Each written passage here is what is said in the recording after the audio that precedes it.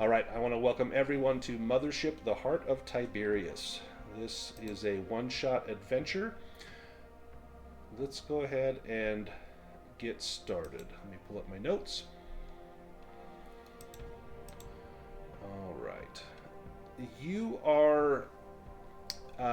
work for the government. You have all been assigned by a corporate investigator to investigate a company called Kaltari Industries. When the mission starts, you have departed from the main corporate ship, the CS Galaxia, on board a passenger shuttle. The dropship includes yourselves, the corporate investigator, Reynald Burns, and I have a picture of Reynald Burns here. Let me post it so everyone can see. He's kind of your section boss here. Very kind, grandfatherly sort. There's also some corporate grunts and techs with you. Reynald sets a hologrammatic projector on the ground, and the hologram opens up, and it is Sector Chief Hansen.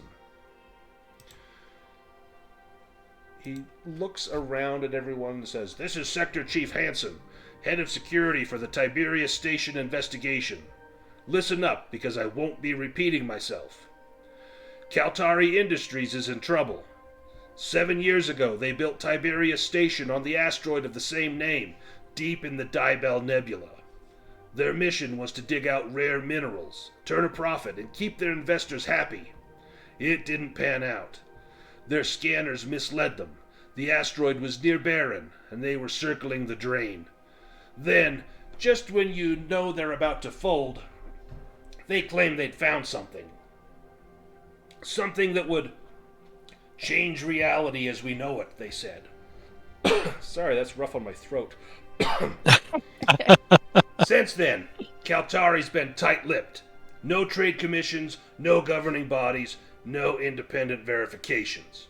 Just a sudden spike in stock prices and a whole lot of questions. That's why we're here. We are to assess the situation on Tiberius Station, determine the legitimacy of Kaltari's claims, and ensure that whatever they found, if it even exists, isn't a threat to galactic stability. Here are the current risks and unknowns. Kaltari has refused all external oversight. That means they either found something dangerous, or they're hiding a massive fraud. 2. There are no confirmed reports of what they discovered. We are going in blind. 3. Tiberius Station has limited personnel, but we don't know their loyalty. Some may be eager to talk, others may be willing to kill to protect corporate secrets. 4. The Dibel Nebula itself is a hazard. Communications can be unstable, and the vaporous swirls can interfere with scans and sensors. We'll be operating with limited visibility at times. Here are the operational protocols. Number 1, secure entry. Upon docking, no one enters the station without a full environmental scan. We don't know what conditions inside are like. Number 2, data acquisition. Any and all research logs, excavation reports, and communications are to be retrieved and analyzed. Number 3, personnel interviews. We speak with the station's crew, no exceptions. If someone refuses, we escalate. Number 4, security override. If we confirm a threat, biological, technological, or otherwise, Command has authorized immediate containment protocols. Final warning, we don't know what we're walking into. So stay alert. Trust nothing at face value. If Kaltari truly found something, then we must determine if it belongs in anyone's hands at all. Your background checks and NDAs have all come back with approval. Your team will have a week to collect a full report regarding Kaltari's discovery, in addition to discovering if there has been any foul play by the corporation.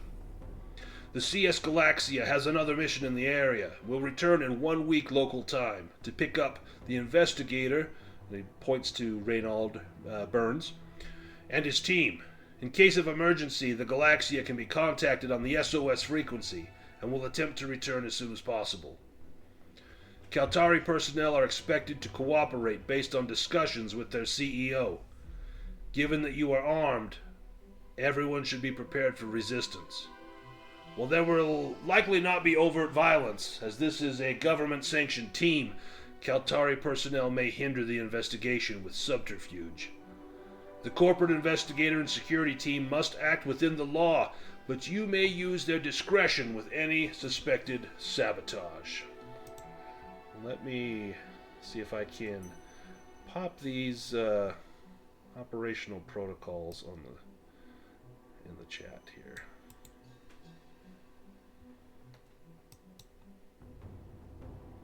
There we go. Put these up on the screen.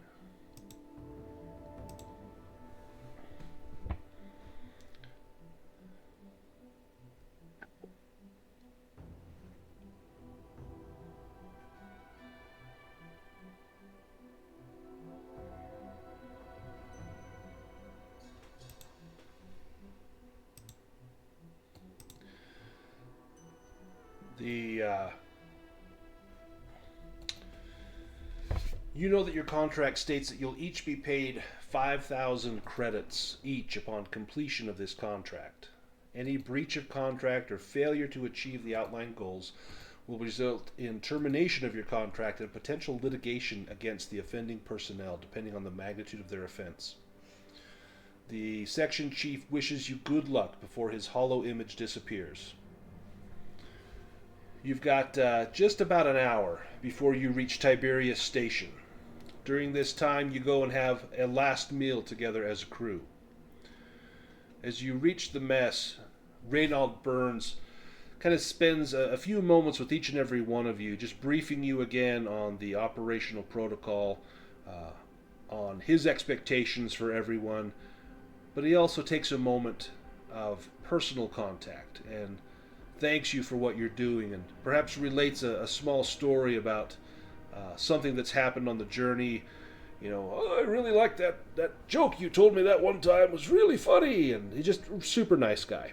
And everyone just seems to get along with Mr. Burns. Now, Clover, you are sat here eating a meal.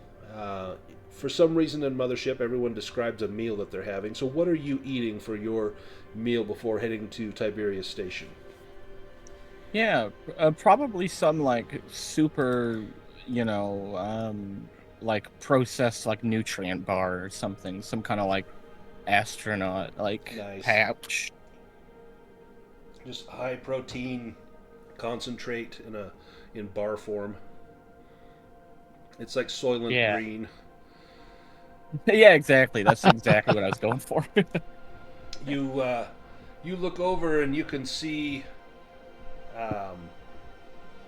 the captain. Cap, what are you having for your meal? Oh, that's me. Sorry. I think like maybe one of those like packets of like liquid food that they have in space. I think. Nice. So like a steak milkshake or something? Yeah, something like that. That's disgusting. Okay. What about Ace? What's Ace having? Ace runs on sugar, so she's having whatever is a sweet sort of like a sweet bar or a candy bar or something like that. Like there's like a big chocolate eclair, and this thing has been in deep freeze. It's been thawed, refreshed. It looks absolutely fantastic. And, it's a little bit tough on the edges, but it's pretty good in the middle. Yeah, the chewy bit on the outside, you know that's a byproduct of the freezing process, but the inside is just as heavenly as always. Now, what about Roller? What are you having? I'm having I'll lean into the character, and I'm having a kebab, so nice. Some sort of weird miscellaneous meat all processed into something. A little bit of really dodgy salad and a big squirt of some really hot chili sauce. It's got that stringy lettuce in there that you're not sure is even actually lettuce. The meat is, grade F meat. It's like mostly circus animals, but there's probably, something of nutritional value in there. But the seasoning on there is immaculate. It tastes absolutely divine. No. It's stinking out the whole cabin. Oh, absolutely, absolutely. People's eyes are watering. But the sauce it's the garlic sauce is just so good on there. Uh, what about Toby Senior? What is Toby having? Is he partaking in anything? He would certainly sit down to eat. Well, certainly, but Toby's just never really been hungry, so he's just watching the rest of the crew, and he just finds it strange that he's just never really been hungry, and he doesn't feel like eating anything. So everyone kind of knows that Toby's a little different. Toby has some sort of malfunction where, Toby. What's the best way to put it? Toby thinks he's a real boy. He does not believe that he is, in fact, an android. And you guys affectionately call him 3DDC84 to his face, which is the hexadecimal code for Android Green. But, Toby, why do you think they call you that?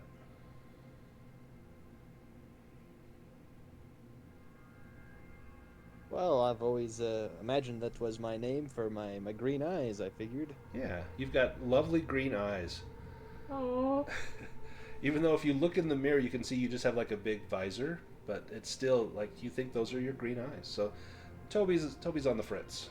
But you guys call him, either Toby or 3DD or C84, and he will respond to that. He thinks it's just an affectionate term about his eyes. And for some reason, he's just not hungry, but he sits down. He's got a little plate in front of him and just kind of pushes maybe vegetables around. Doesn't even remember what carrots taste like, but he just doesn't feel like eating right now. But that doesn't mean he won't be hungry later. Pretty quick, you hear the alert stating that you have arrived in proximity to Tiberius Station. Let's take us... Looking out the window. Assuming there are windows. Yes, yep, there would definitely be windows. And as you get close, you can see, looking out the windows, you see this lovely view of a portion of the mining operation here. And you hear an alert come across. It's a hail from the landing AI welcoming you to Tiberius Station. Please observe all landing and security protocols upon arrival. Thank you.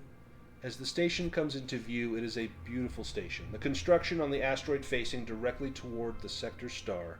Blue light from the structure mingles with the nebulous space and stars to create an eerie yet whimsical view.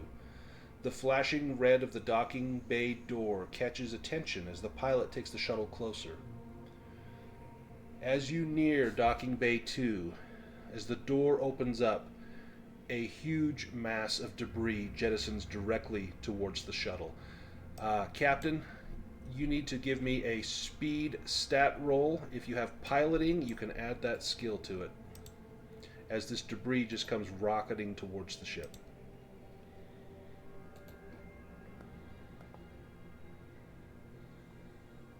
Nice. Excellent. So you manage to swerve to the side. Chunks of metal and bits of rock slam into the ship. A sharp piece of metal pierces the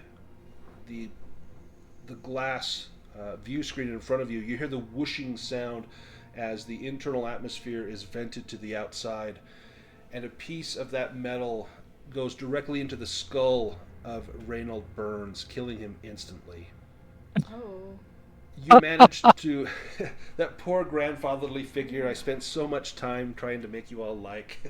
I knew as soon as you said we all liked him, there was something up. I knew it. Yep. He wasn't wearing red, but it was pretty close. He takes a piece of shrapnel right to the skull. But because of Cap's cat-like reflexes, no one else sustains any damage. Either way, the ship must land to escape the debris field cluttering up the space directly in front of the station. As you pull off the landing, thanks to your incredible roll, you can assess the damage suffered. The corporate investigator is dead. The docking bay door closes immediately after the emergency landing. The outer doors currently venting to space seal shut after the ship lands. You are inside the docking bay, still inside your ship. Alarm klaxons are going off. Captain, what do we All do? right. Well, I think we need to follow the protocols, and we need a full environmental scan. Who wants to do that scan? There are several stations here. If anyone wants to do an intellect roll, if they have any skills in like biology or chemistry, they could use that to their advantage. If no one else wants to do it, Captain, you may have some skills there. Would exobiology count? I also have zoology. I'd let you use zoology if you want to give her intellect roll zoology.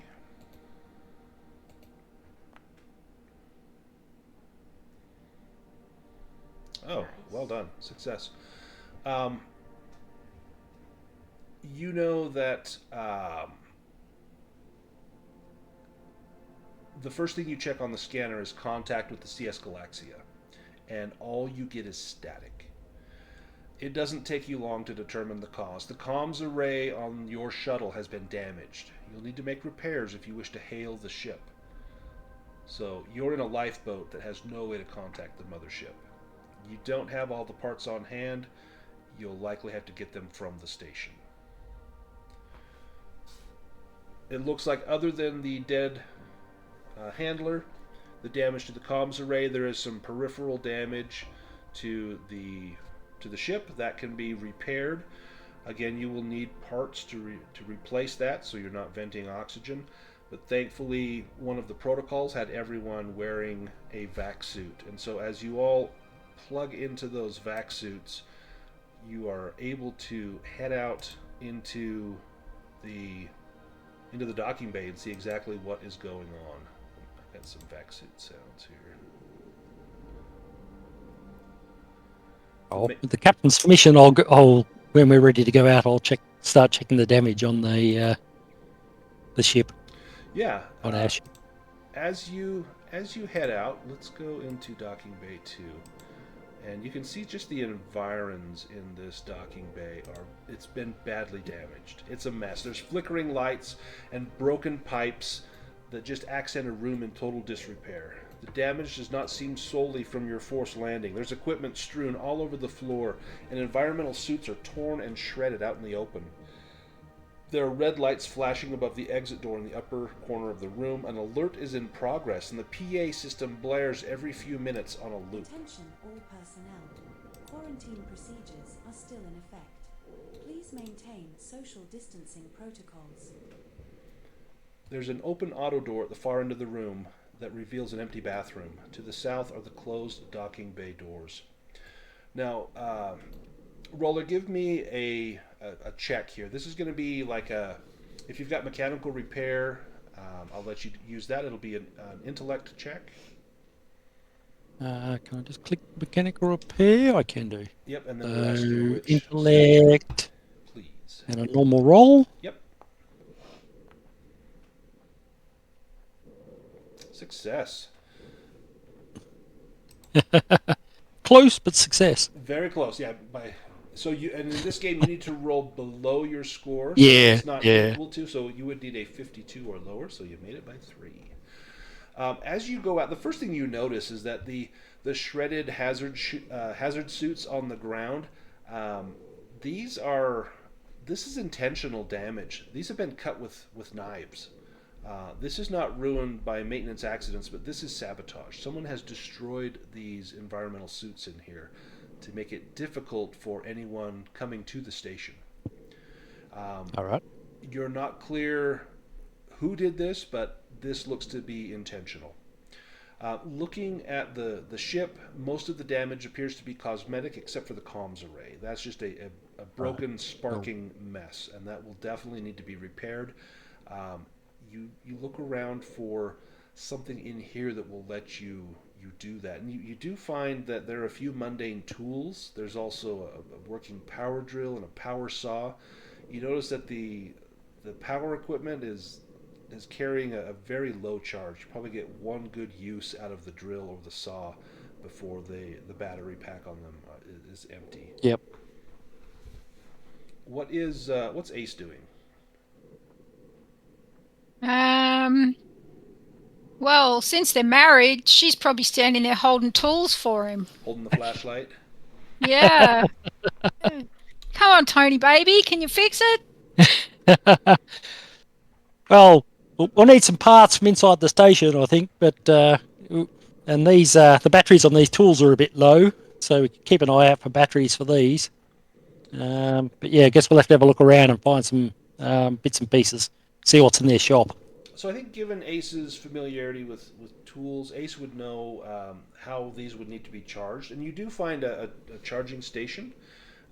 It looks like there's been some damage to it. You can try and get these plugged in, but it's going to take a jury rigging skill in order to try right. and charge these. Worth a go. Jury rigging, and I guess it's intellect again. Yes, yep. And normal roll. Nice. Hey! You guys are rolling really well. Maybe I do need to beef up these monsters a little bit. Yeah. The rolls have been great. Yeah. So you're By complete able, accident, will kill the enemy. so you managed to put a good charge on here. So let me add these to your character sheet here. So you've got a power drill and a power saw. And let me make sure Ooh. I've got. That's how you go. The usual deal. Put my other weapon in my pocket and get out the power saw. You never know. Let me change the description so it says that. All right. Isn't So we are still looking for parts to fix the ship, aren't we? We've just got some tools we can use to do that now. Yeah. So you've got the tools. Let me have Ace give me a look around. If you've got mechanical repair, I'll let you add that skill as you're looking for the parts that you need. No, I've got industrial equipment though. That will work as well. Yep, you can use that one. Okay. I'll use intellect and I'll roll normally. 51. Ooh. Ooh. Oh, this bodes very badly for the future. Right? Yeah. You're using up all the good ones now. Yeah. So you find a few pieces that can be used for the comms array, but there's a specific proprietary part that is not here. Your best bet is to either find a repair shop or another shuttle that you can salvage that from. But the piece that you really need that kind of keeps everything functioning on this specific shuttle is not here. There is internal comms are active here in the station, and as you try and access that, it's just static again. This internal comm is only tied into the station. It does not leave the station, so you're not able to hail the ship from the internal comms. There's a chance that you could probably, like from a command center here, maybe access outside the station, but you're not sure exactly what you would need to do. You do get on the comms, there's a list of known users, and this is going to be either a military training, or if someone has command skill, they can try and determine this list of users, may give some information.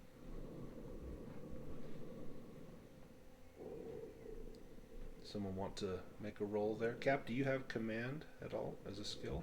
No, I do not. We know someone has military skills. Yeah. How about Clover? Do you call Clover over? Clover over? Yeah, let's pull Clover over. Clover, give me an intellect roll with military training. To check this out. This roster. Yeah, all right. Oops, I almost put athletics. That didn't make too much sense. Oh, dear. As you leap over there. So you look at Let's go better. Yeah, you can't make heads or tails of this list. It looks like, there's a bunch of names. There's a Martinez, a J Lomar. There's abbreviations for the stations that they're working at, and you don't recognize anything. This has to be some sort of corporate code for these jobs. You suspect that maybe there's some logs here. You pull up a couple logs, and one of them is encrypted, and you're not able to hack into that encryption. Yeah, this stuff's above my my pay grade. I do have computers. Could I attempt to hack it? Sure, give me an intellect roll with Or- computers. Or would Hobie might be even better to do that?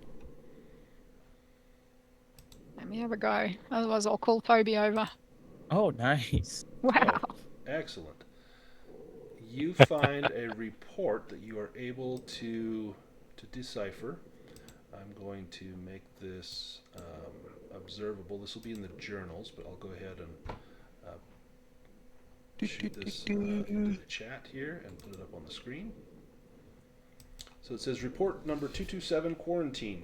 Received call on local net at 0927 this morning. Quarantine in progress. Great. There's supposed to be a shift change in 3 minutes. Me and Lomar are stuck here. All duties complete and we don't get to sleep. More Kaltari bullshit. Update 0947.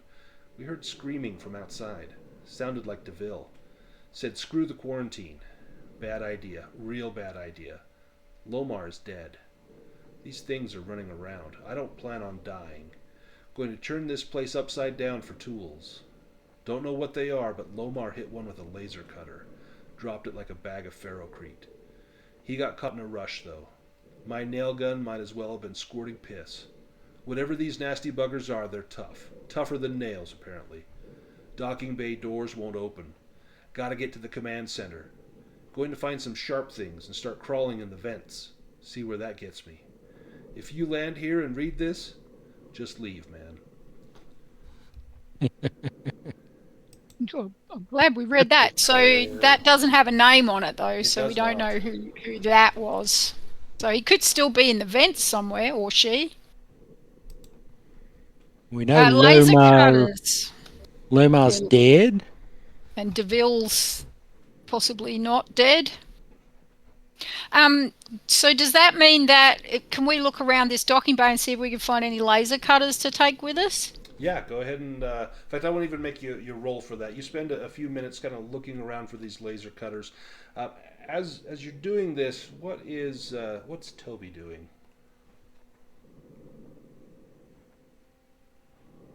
I think Toby might be looking for any signs of perhaps what went wrong here. He's quite adept when it comes to chemistry, so perhaps he's looking for chemical spills or assessing any radiation levels. If you want to give me a roll, an intellect roll, you can add your chemistry to that. You can.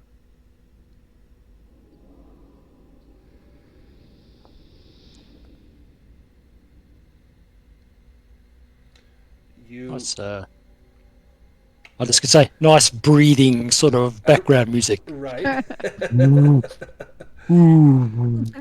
And Toby missed that by 1. That was so close. Oh, man. As Toby makes a scan of the area, he notices that he's getting a strange reading, and it's coming from Docking Bay 1, which is not far from here. There's a reading of radioactivity coming from Docking Bay 1. You notice that the doors, as you attempt to open these doors into the station, the doors will not open. You're not able to access inside the station. It looks as though the door has been disabled from the other side. The quarantine notice that you read mentioned that they used the vents, and you can now see where the vent cover has been taken off. Looks like you may need to crawl through the vents to get deeper into the station.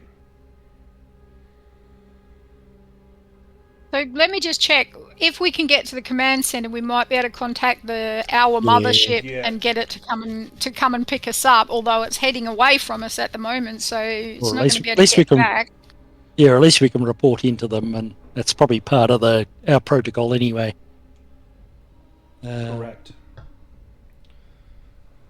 So I could try and see if I could open the door, but I'm not sure that's a good idea. And did you the looking for laser cutters? Did Yeah, that? so you were not able to find a laser cutter, No. unfortunately. Oh, yes. Whatever, if there well- was one in here, it sounds like it got taken out of here. And I guess, yeah. Yep, that makes sense. so we know the basic layout of the station. So can we work in the vents towards the command center? Oh, well, that's probably our captain's decision, but yes, that sounds like a plan. Captain, what do you say? I say let's do it. Magic. Who's the first one into the vents? Grunch into the vent first. Clover? But, I don't mind going first. Hoorah! That's my job, ain't it? Clover, what weapon do you have? I've got a SMG, so I've got a long range, long gun. Maybe not best for the vents, but we'll figure it out.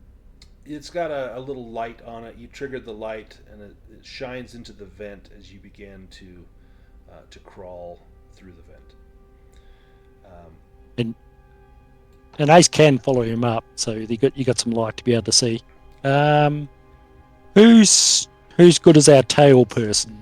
Because I guess things are going to sneak up on us. I would Yeah, never. we're a bit- We're a bit lacking in the grunt department. I'll come last. I don't mind. I'm just thinking, what sort of what effective is an awareness roll in this game? Well, I'm definitely going to have Clover give me a roll. This is going to be a combat roll. You can do military training as you're looking for any signs of what may have happened in here. All right. At least he's consistent. Yeah. Da-da. So almost a critical failure. So as you are going through this vent, you are reminded of a particular battle from your past, and you had to climb through a sewer pipe, and the pipe was dark, and it was constrictive, and something came at you from out of the darkness and rushed you, and you have a brief moment of recall of that. I'm going to have you give me a fear save. Clover. That fear save will be at a disadvantage if. If the android is there. Yeah, so that's one other thing. Everyone has what's called a trauma response, and if you are near the android and have to make a fear save, you have disadvantage because the android just looks, unaffected by anything that would be traumatic, and he just gives you a blank stare when everyone else is screaming. So your pulse begins to rise, Clover, as you are crawling through this vent, and you can see up ahead another vent that looks like it opens up into another room. This looks to be a control room, and peering through, you see a green fluorescent glow that beckons attention to the blood-stained floors at the control room. The open auto door is bent inward. Inside is a flickering console, a pair of desks, and a pool of blood surrounding a headless corpse. Do you drop through the vent into the control room? Am I in the... did you guys come up with me, or am I alone in the... Nope, they're all behind you. All right, then I'm probably going to say, well, it looks like hell in here, but I'm going to clear it. Give me a second, then I'd hop in and start checking the room. As you look around, you see that headless body is a man, and there's an ID card on his chest. There's also a few knives in here and a revolver. And you also see one empty spent shell casing on the floor. The desks in the room are ajar and off-center from the walls that they were pushed against. It looks as though someone made a last stand here and paid for it with their life. Oh, and what's the name on the ID badge? On the card, so Clover, you pull it over and it's smeared with blood. You wipe it with your thumb, and you can see the name Hubeck Harold. And I'm going to put that into your inventory. Clover. Cool. Got to do open doors and things later. Exactly. Ooh. And Should show up in there. ID card for Harold Yep. Hubeck. Yep, perfect. And that card says control room on it. As you take a quick scan of the area, it seems as though you are alone in here. There's a video console in the control room. It seems to be it's got a key card lock on it. You've got Hubeck's key card if you want to gain access to this to the video console. Yeah, absolutely. It'd be good to know what really happened here, beyond the glaringly obvious. Opening the console, you see that many areas have been locked down throughout the station due to quarantine protocols. You also notice that station comms and security controls have been rerouted to the command center, requiring that any and all actions take place from the command center consoles directly. There's also a video recording of Hubeck. Let me pull this up.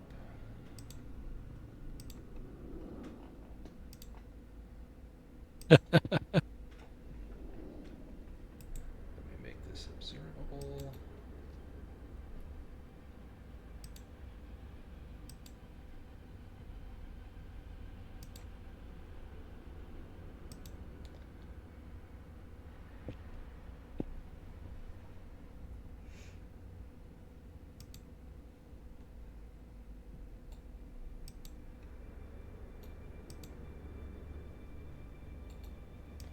And you see this man, he looks pretty haggard on the screen. And he doesn't look anything like his picture on his card. His card, he's clean, he's well groomed. This one, he looks weathered, beaten, and broken. You hear guttural screams coming from the auto door behind him as he speaks. He looks at the camera, kind of dismayed, and says, "Well, shit. I wanted to get out of this shit heap company after this posting. Try to find something better. I'm not going to get that chance." He turns to look at a loud banging on the door behind him. "I met Martinez in Docking Bay 1. He's a damn hero as far as I'm concerned. Nothing is getting off this rock now. Not after what he set off. God bless his soul." The banging continues. "I don't know why I'm leaving this. If anyone comes here, I guess, but you'll probably be joining me." The banging continues against the door and dents begin to form. "They're strong as hell. Don't hesitate. Sever the heads, arms, whatever you can do. The flesh is stronger after they turn. I don't know what those geeks did in R&D, but..." The loud bang makes a heavy dent in the metal. "Ah, shit. Oh, don't use the vents. They know how to. Sorry, Melissa. Sorry, Mom. Good luck, Parker." You hear the hammer cock on his revolver, and the video ends.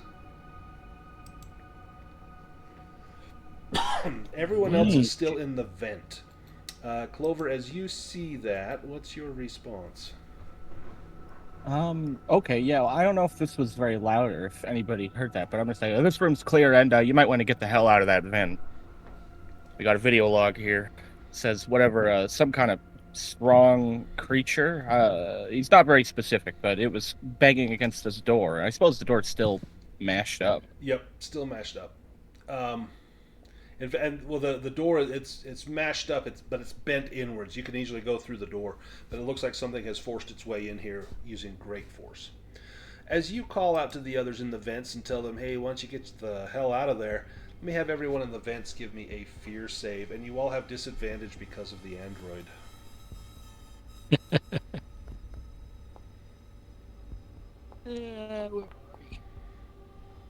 Oh, a 99. Critical failure for Toby. Oh.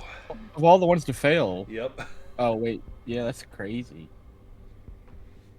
So, Toby, do you want to make your panic check? You can click on the make a panic check roll. So it'll roll a d20, and you need to get above a 4. It doesn't. It looks like there's no token selected for it. Oh, I'll go ahead and do it for you. Yeah, I forgot I have to have a token on there. Let me drag Let me drag your token on the screen. There we go. And then click on your token and then click on make a panic check. There we go. Ooh. So you Oh, want that's to... good, isn't it? Yeah, that's The good. one chance, the one opportunity to roll high. Yeah, you want to roll above that, and so well done, well done. But Toby, what goes through your head when you hear them say there's something in the vents, and you have this moment where something happens in your thinking? Maybe you look at the other people here in the vents, and you take a long look at Ace. Do you say anything to Ace?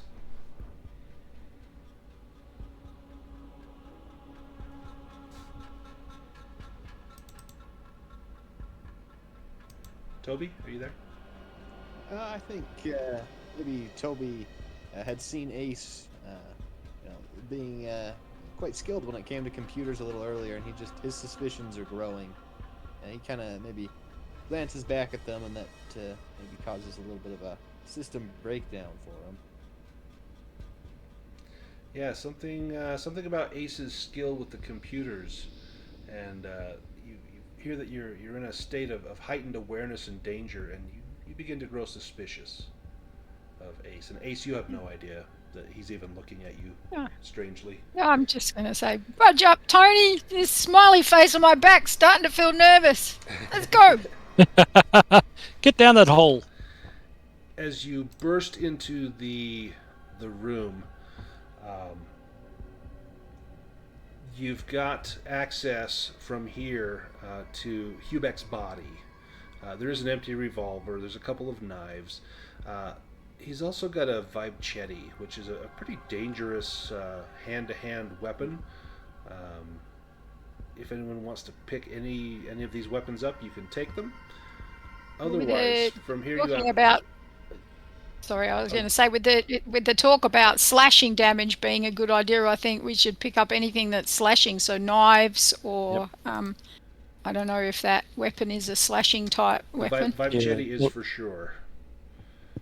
Who would like the Vibchetti? Machete that vibrates. We'll cut. Yeah, doesn't it vibrate like super hard? Yeah, exactly. Yeah. Yeah, it's like having a little handheld, like a chainsaw kind of thing. The way it works. Who would like that? It's a good weapon. Well, who's our? Oh, well, I guess our. Clover. Is it? Yeah, that's what I was thinking. Whoever is our best fighter with it. So. Yeah, the revolver should probably go to somebody who doesn't have a weapon or doesn't have a. I've got an SMG, so having a Vibchetti would be a good backup to that. Yeah, I've got a revolver. I could use a knife. I don't have anything slashing. The only problem is in this game is getting up close to anything to hit it usually means you are in a bad spot. But as a last resort, you can get a few shots in with the knife. Absolutely. Yeah. Let me give Ace a knife here. Thank you. So I've got a flare pistol, which is not slashing. Not slashing. But does anyone else need anything? Otherwise, I will take a knife. App, do you need anything? Let's see. So I just wrote. Yep. Well, I was clicking on it, rolled it. I think the only thing I have for a weapon is a scalpel. So. All right. That'll slash. It could be good. Well, scalpel's a really nasty slashing weapon. But yeah, you want the revolver or? I think I'll stick to the slashing. Cool. We might as well take the revolver if we can always drop it later if we get our 2 full in inventory. So I'll grab the revolver if no one else wants it. You got it. Let me put that in your character sheet. It has no rounds in it. It's empty. All right. So I'll have to find some. So let me adjust. I would have some rounds. Can I hand him some spares of mine? Yeah. Give him so it looks like I've got 6 of 6, so if I give him 3, if it's the right sort of revolver. Yep, I would say the rounds would work there. Probably company issue, they all look the same. Perfect. So put 3 in, that's good. got to keep my baby safe. Gotta keep my baby safe. Now, Cap, you can. You've got access to the console here. Do you want to try and pull up a map of the station? Sure. That'll be a computer roll. If you have computer skill, if not, just straight intellect. The other thing we need to do is have a look at the comms, I guess, and try and get a message out. Mm-hmm. So you're not able to pull up a map. It seems to be hidden behind a firewall. Oh, shove over, Cap. Let me have a go. If that's okay. Absolutely. Yeah, by all Don't means. ask, don't tell.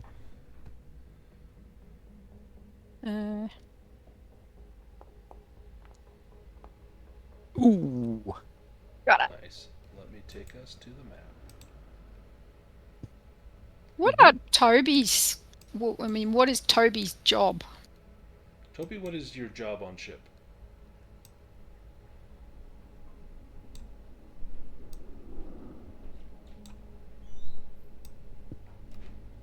Is Toby there?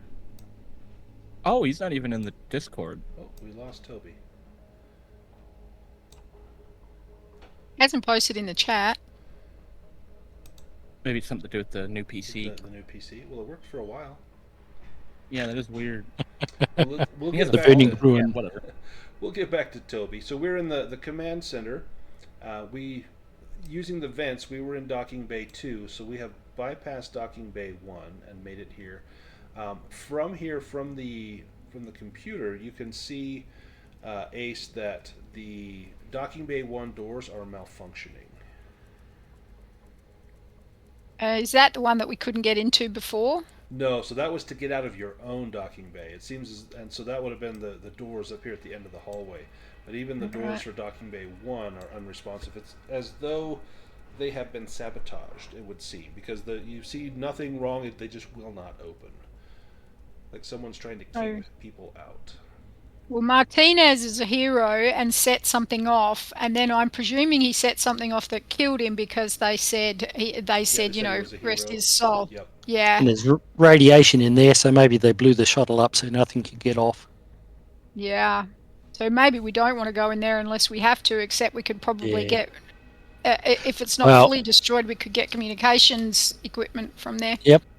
So there's a rec room down the other end in the store. We've got an R&D lab. We've got a mine.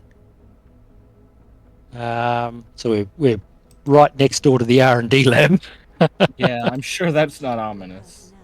There's a security center down the bottom, so might get more weapons. There's a rec room and a store there. Am I thinking would that have parts and things stored in it, or is it more likely to be parts stored in docking bays and that sort of thing? Probably in the docking bay would be the most likely. Yep.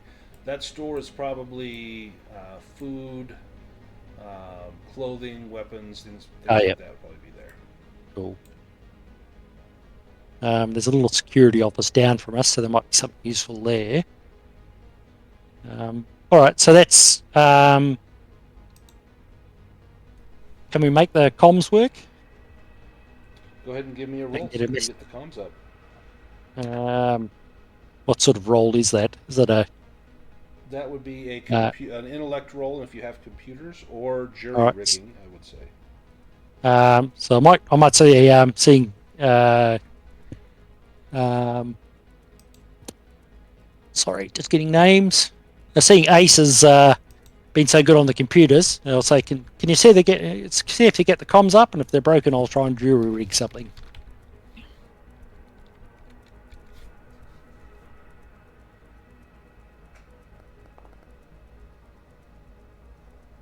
Critical success. Ooh, Well nice. done. Brilliant. You do get the internal comms to work somewhat. There was a bypass you're able to put in. You go on an emergency channel, and you're able to access that. It has to do with the quarantine procedure announcement. You're able to access that and change that to periodically relay information through there. basically you can now communicate through the station, although you don't know if you can get a response from it. Do you make any sort of announcement on the station? I would definitely check in with Cap before I do that. Can I also try to get it off station and see if we can contact our mothership? Yeah, absolutely. Go ahead and even with the critical success, I'm going to say that it is still an internal communications only, but you think if you can get to the command center, you might be able to access the. Okay, so we're not actually in the command center, we're in the control room. That's a different thing. Yep, in the control room. Okay. Yep, okay. So we still got to get... okay, Cap. Yeah, I just... yeah. Oh, no, I don't. I'm just going to ask Cap, what do you want to do? Do you want to make an announcement and see if there's anybody alive here? But it might also Yes. alert whatever's going on here that we're here. It depends whether they understand what it depends what they are and if they understand the message. They're clever enough to use the vents. I mean, that's not genius level, but they're not, mindless beasts, probably. Yes. What have they been doing? Well, maybe if we make an announcement and anybody that's been here is still alive, maybe they know something about these creatures, so it might be a good idea. Yep. You can hear the captain's voice echoing throughout the hallways as you make that announcement. And then you can only hope that if someone heard it, that they will make themselves known. But there is no incoming response. You maybe wait a few minutes, hoping that maybe someone will answer. But there's no other calls on the comm channel. Okay, where we going, boss? I suppose we can go to the command center and try for comms, or we can and try to think about whether there might be the security center that's down the bottom might have something for us if we need to weapon up better. The store might have something as well. Well, I suppose our priority is to get the message out to our mothership, isn't it? Absolutely. Yep. Yeah, this is not what we expected. There's not going to be interviews. No. This is get the hell off and work it out later kind of thing. Yep, I think get as much information as you can to determine. I think at this point it sounds like something terrible has happened. Get as much information as you can that you can prove, hey, this is a total loss. And if there is a survivor, perhaps, but you don't need to risk your neck. Yeah, so information's going to be in the command center probably and the R&D lab, so that's sort of in the same place. But I guess that's also where they came from. Exactly. Do you want to check out Docking Bay 1? You're not able to access these doors. If there is a shuttle that would have replacement parts, it would be in there, or we can stick with kind of the bottom half of the map here. Would our suits protect us from the radiation? Do you have... Let me see what kind of suits you have. Let me see who would be protected. It might just be Clover. So Clover has standard battle dress, which is a biohazard suit. The other environmental suits had been destroyed, which is unfortunate. Looks like standard crew attire. So yeah, probably just Clover. Yeah, so you'd either get the door open or use a vent, I guess, to get in there. But we don't need to do that if we can get to the command center and use that. Right. Yeah, because I guess we can. Well, if we can let them know where, because we could also repair our ship, except for the comms array, and get off base and wait for our ship to come back. Also true. Depending on how long we can last in our shuttle, I guess. Is the rec room with the store? Would there be likely more suits down there, or we think that's knowing how stations work? They pretty much only are in the docking bays. There or barracks would have suits. All right. The store may definitely have something. Barracks is probably going to be the best bet for that. Clover, do you want to take the lead? Where are we heading first? We have Cap, what do you want to do? Cap, where are we going? Everyone looks to you for leadership. Well, I Nope. suppose we better check the barracks first. Just make Cool. our way through the bottom of the map. Copy. As you enter the station halls, they are clouded with darkness and discomfort. There's battle damage that marks the walls. Bullet holes and scorch marks ripple over lengths of splintered metal. Splashes of blood color the sterile gray color palette with maddening inconsistency. Dented air registers, broken glass, and spent ammunition casings litter the floor. A strange smell wafts in the air, a mix of iron and rotten eggs.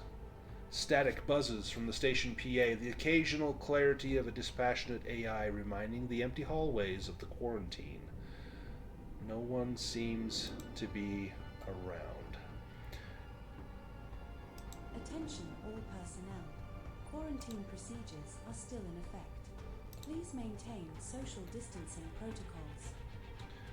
There is a four-way intersection that some of you just passed. Here you find more battle damage, but still no corpses. However, you do find a few fingers, hands, and severed limbs. Everyone will need to make a fear save due to the horrific sight of the dismembered body parts, and one of the limbs in particular is nothing but flesh without skin. Ooh. So that was fear, wasn't it? Yes. Yeah. Well, I keep forgetting the disadvantage, but I failed big time, so I don't think that matters. Oh, a critical fail for Clover. Clover, if you click on your token, and then can you click on make a panic check?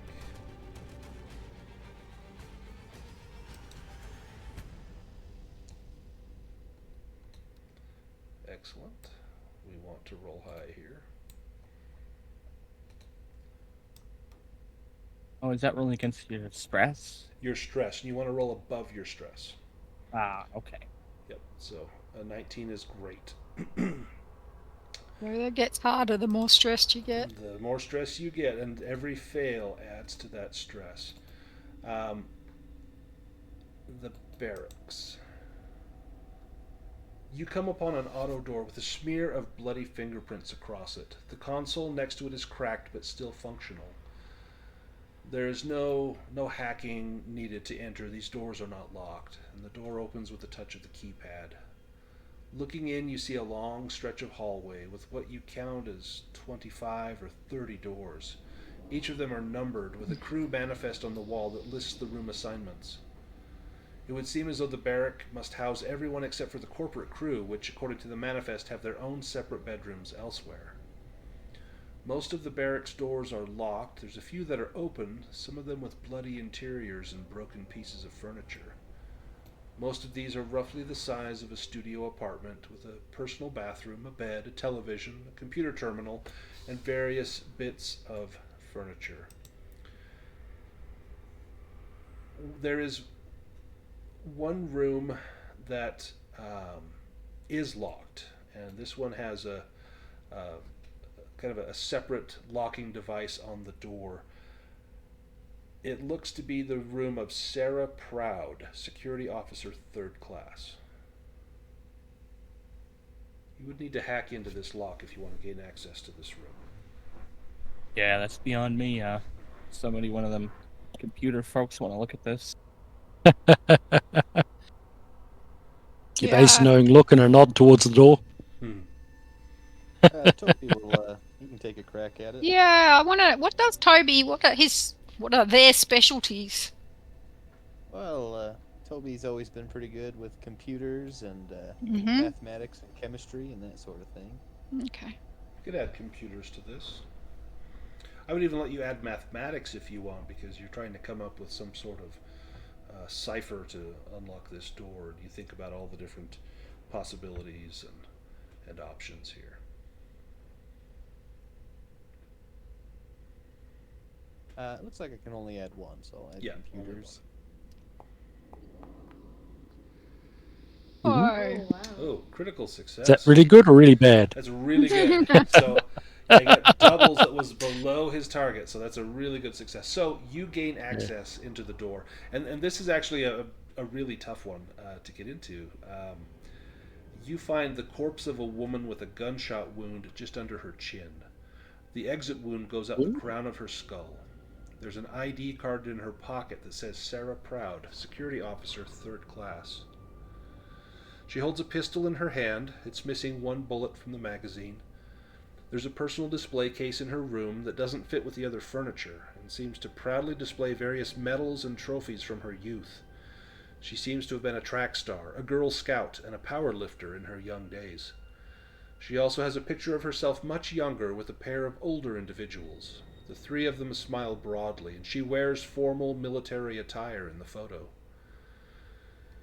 Scanning her terminal shows a few interview requests that would be set to take place next month, and an ongoing email chain to her mother talking about baking, how her old friends are doing, and the prospect of grandchildren.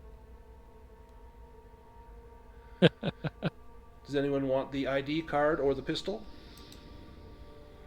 Definitely grab the ID card. Anyone can grab that if they want to, but I'll grab it if no one else does. yeah. I might just lay her out a little bit if I can, just to make her look more comfortable. Yeah, I'm like, make I'm her real, look a little I'm real less sorry. traumatized. Yeah, And I there's, take a note. I might try and contact her family if we get out of here. Do you take anything in here that you could maybe send to her family? Yeah, that it's a good idea. I'll have a look around. Can I grab the rounds out of the pistol if no one actually wants the pistol? Absolutely. So I assume Hey babe, that's can I have 5 mine rounds. back then? I'll give you 3 and I'll take 2, assuming they're 6 Yep. rounds in a pistol. There are. So let me make sure I can get your... Or you keep one of them then, so you've still got. Oh, I'm 3. giving you 3 and I'm taking 2. So Oh, okay. Perfect. Oh, out of the new one, right? Okay. yeah, And then I'm going to just reload that pistol all the way for you. There we go. Perfect. Okay. So maybe the pistols aren't so good with whatever's going on here, but they're pretty good to exit yourself if you yes. need to. If we need to, you've got a way out.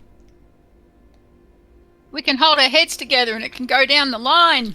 Yeah, it's worth a try. That's from Bit Rick of dark Morph. I know humor. that quote. Cap, you go near another door.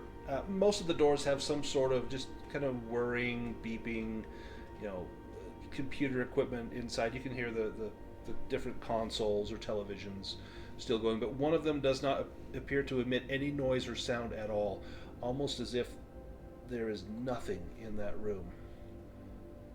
This door is also locked. We try the security card on it. Yeah, Yeah. you try Or is it Sarah's different lock? security card. Yeah. Cap, do you take the card and unlock the door? Yes, I do. As you unlock the door, you are immediately met with the void of space. Oh. Anyone next to the door, which is you, will need to make a speed or a strength stat check. An athletics skill will apply to either of these. If you fail, you might be vented out into space. Can we give her advantage by someone grabbing her? Absolutely. Who grabs her? Well, I probably handed the card to her so I can try and grab her. Perfect. But yeah, Then that will give you advantage. Nice, on the can grab roll me. there, Cap, as you drag everyone else out with you. Oh. Oh, nice. There we go. Good advantage. So let's see. Perfect. And close the door. Yeah.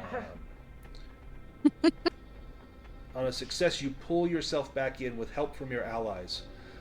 If you had failed, you would have been pulled into the cold of space with no hope of recovery. You find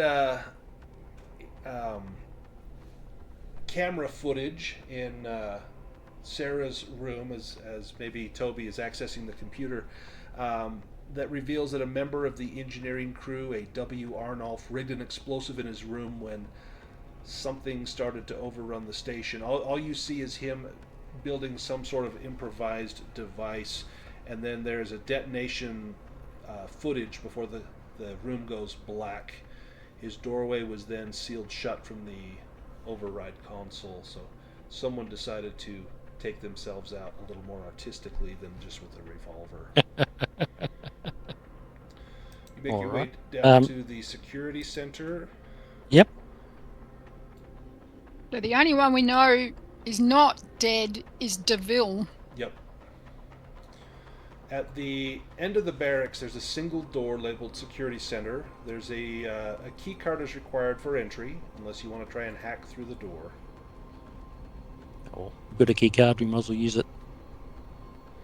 As you swipe Sarah's card, you see something in the room. Let me post a picture. Dun, dun, dun. Ooh, Android of some sort with red eyes. He's an interesting looking bot. As the door opens, there is a singular security robot, a secure bot, in the room. This is in patrol mode and notices you attempting to enter. It challenges you. Produce your credentials. You hear a whizzing sound through its speaker. Show it Sarah's card.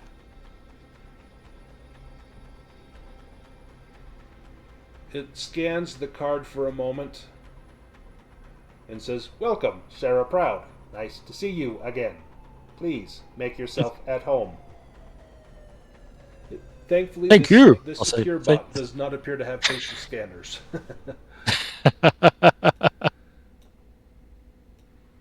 Who uses the card to gain access? Well, I'm probably not a good one for computers and control and things, so shall I hand it to someone who is? So probably Ace or Toby. Is the other robot going to recognize that Toby is not a human woman? I suppose the other person who might be allowed to be in here is the Henrik, which I think was the station commander. So we've got 2 cards there that can go in. Well, they could probably all go in, but we don't know, I guess. Yeah. Do you produce the other the Hubic, his card? Oh I think we yeah, have that yeah. one. Clover's got that. Yeah. So 2 of you will be able to gain access. If the rest of you try to get in, this bot is going to try to prevent that. So me and Toby, maybe? Hey, Toby, you up Yep. for this? Sure thing. We bring Toby and Ace into the security center. Clover and Rolly and Cap, what are you doing? Are you just observing through the door? I'll go back up to let's make this interface work for me. Oh. If you need to zoom in or out on the screen, you can use your mouse wheel or page up, page down. And if you need to drag the map, you can hold down the right button and then drag, and it will reposition the map for you. All right, cool. All right.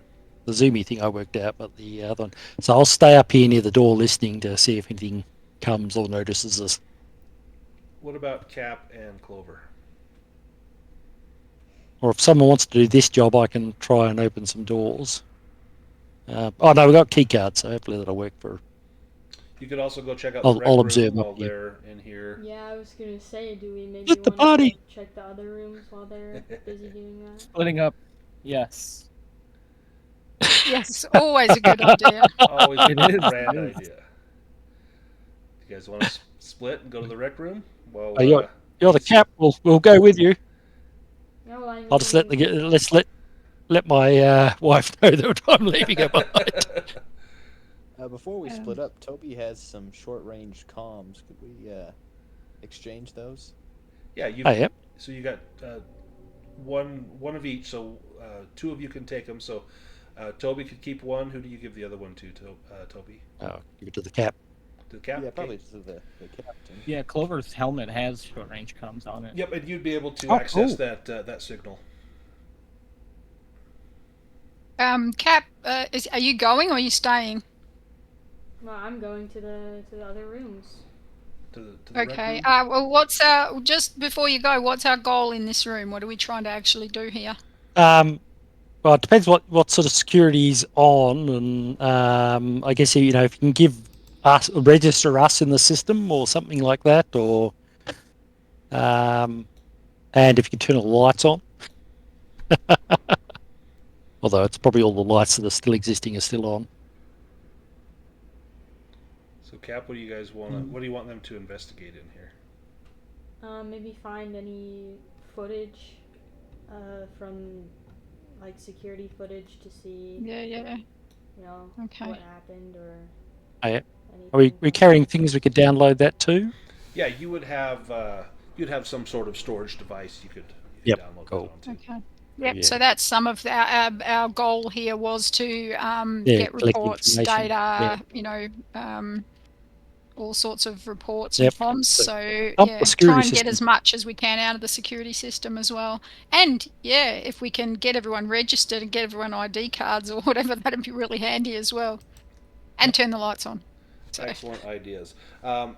Ace, as you go to access a computer, the little secure bot comes over and says, "You do not have access, Sarah Proud. This is for security chief only." Oh, I'm sorry. I will step aside for my security chief. I hope that's the security chief. And you see the little computations whirring inside of his head. He twitches a little bit. Chief Ezra Moore is not here. I have not scanned her card in some time. So we might have to open the rooms and see if we can find someone, but the security chief may be off somewhere else. Oh, I'm sorry. I did think I had security information allowed. I will remove myself from the room and go and find someone who can do that. Let me direct your attention to station protocols. And he goes over to another computer console and begins to pull up a list of protocols to show you, Space Corps directives kind of thing. And he waits for you to come over and look. And if you do go over and look, Toby, this secure bot has his back to you if you want to try and sneak into that console real quick. Yeah, I have a look at. I just take a quick glance at Toby and sort of beside myself do a little finger and sort of point at the console, and then I go over and use my Ask body questions to about the actually. words. Yeah, I block I block the robot's view of what Toby's up to. Yeah, Toby will return that with a wink, even though he doesn't actually wink. He thinks he's winking. He flickers his green lights. Yeah, he's gonna walk over to the console. Give me a intellect roll with computers. Or hacking if you have hacking. Just computers. Oh, good roll. While the secure bot is busy instructing Ace on the proper protocols of station security, you're able to access the communication logs and security footage. The first thing you access is the logs. You find a list of logs dating back 6 months. And most of these are mundane, but you can narrow down the list to a more recent weeks. And based on information from the logs, the quarantine on Tiberius seems to have occurred roughly 1 week ago. And several requests have come in from research and development for a security response. Various communications take place through the day until a detailed text message from Security Chief Ezra Moore is left on an open net. It details the events of the quarantine and the crew's failure to contain it before requesting that whoever receives this message should destroy the station. It was intended to go out on a wideband network across all available outside frequencies. You notice that this message was blocked by a Dr. Martin Schlossman via the control room console. And you can download a copy of this. I will. Go ahead and do that. Copy. You access the security footage, and you have an abundance of footage to look through. You can access it because, even though you think you're human, because you're an android, you can go through it exceptionally fast. You think that that's just normal for people. You sift through the data to find the events of the week when the quarantine began. One event you witness is an attempted last stand in the rec room. It does not appear to go well. The camera is knocked out after a severed leg is thrown into the wall. Toby, give me a fear save. All right.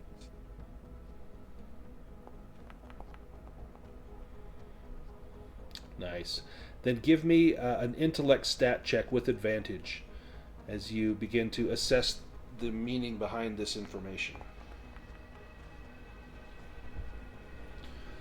So first you notice two things. First, a bloodied doctor sneaks into the control room. And second, a single armored figure is carried by three strange, bloody-looking people through the hallway. They appear to have their skin intact despite being covered in blood. At first it looks as though there is no skin, but no, there's skin there. They're just soaked through with blood. And the security footage shows them going into the mining tunnel. But the thing that strikes you is what happened in the rec room. It looks to have been absolutely horrific. And now the scene will change to the other three people heading to the rec room. Okay. La la la la la. Not ominous at all. Convenient that they went to the rec room after we found that out. Probably at the same time that Toby is seeing what happened in the rec room is when Cap, Clover, and Raleigh, you see that the damage in the hallway becomes more intense on approach to the rec room. There's blood, bullets, and shredded skin coating the floor.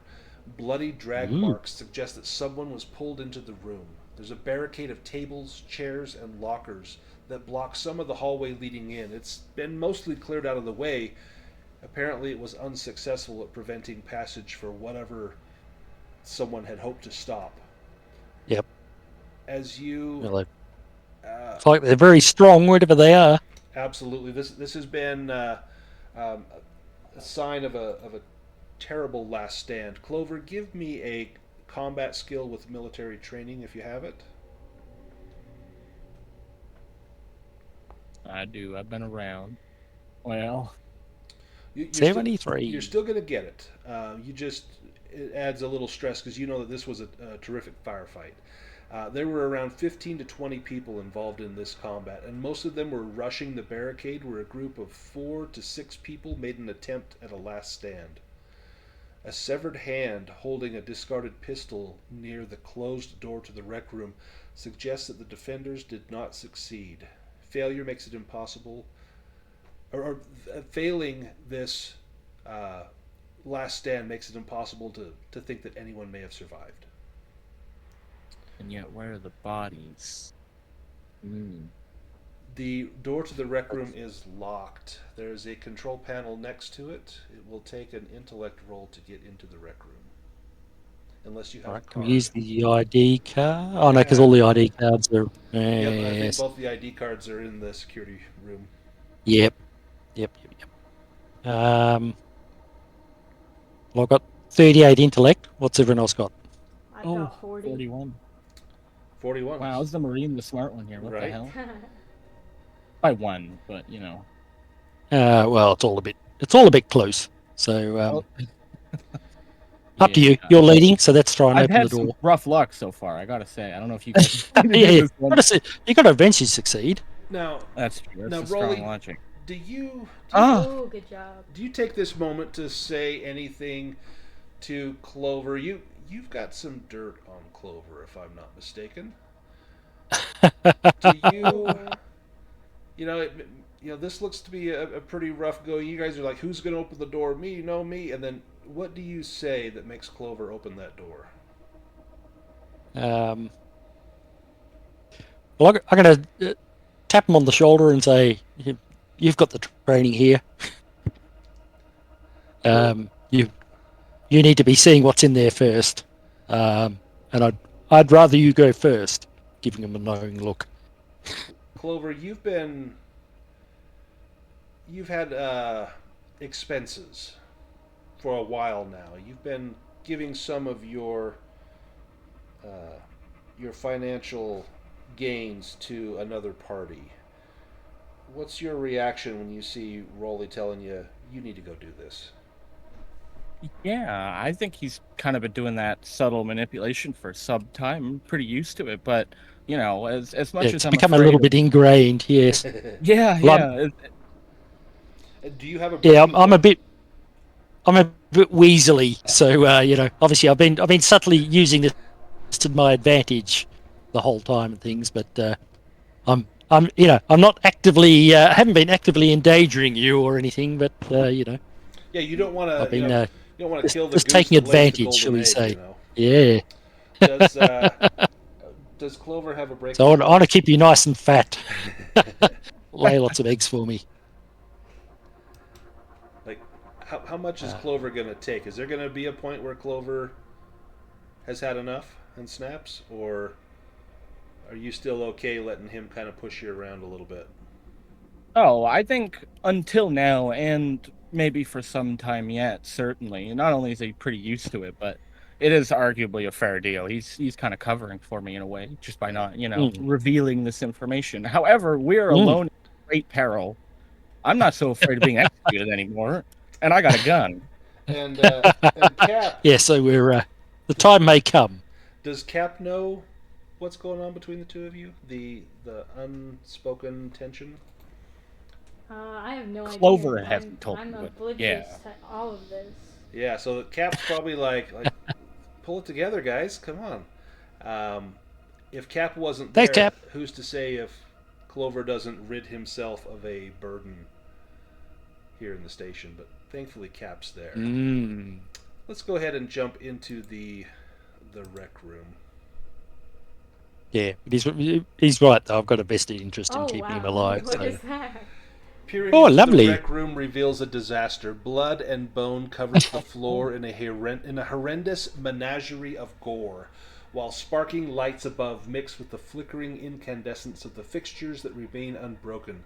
Splintered furniture litters the room, a collection of broken metal and faux wood, serving as a graveyard for the station's decor. Several overturned vending machines leak their canned payloads. Broken televisions blare with obnoxious static, and various gaming devices lay smashed to pieces on the cold, uncaring floor.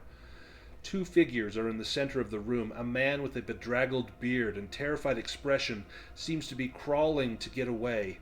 A feminine figure leans over him and vomits a coarse-looking stream of blood and bile.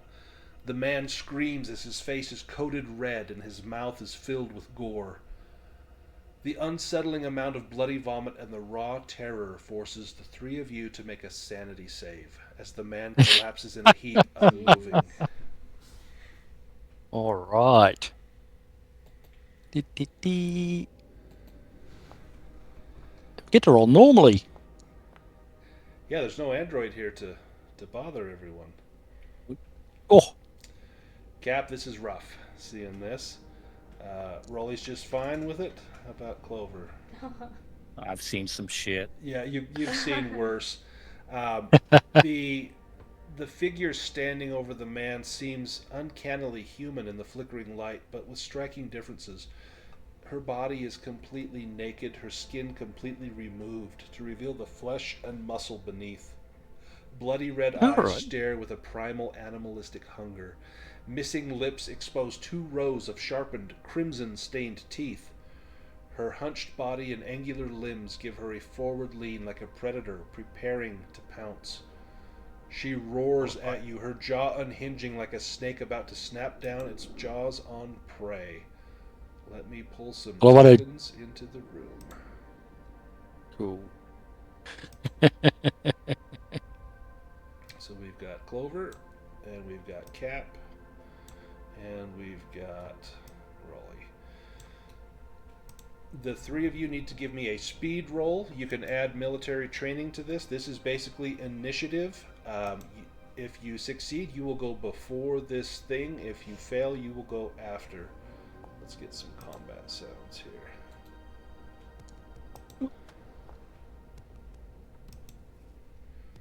Wow. Did we all fail? Let's see. Clover failed, and Cap failed, and did... Well, there we go. I'll just get it in there. Oh, there we go. So, Hey! so Rolly will get to go first, and then the bad guy, and then the other two. So I'm just going to move Rolly up just a little, just so I know that you go first, and I'm going to move these two down right there. So, Rolly, you're up first.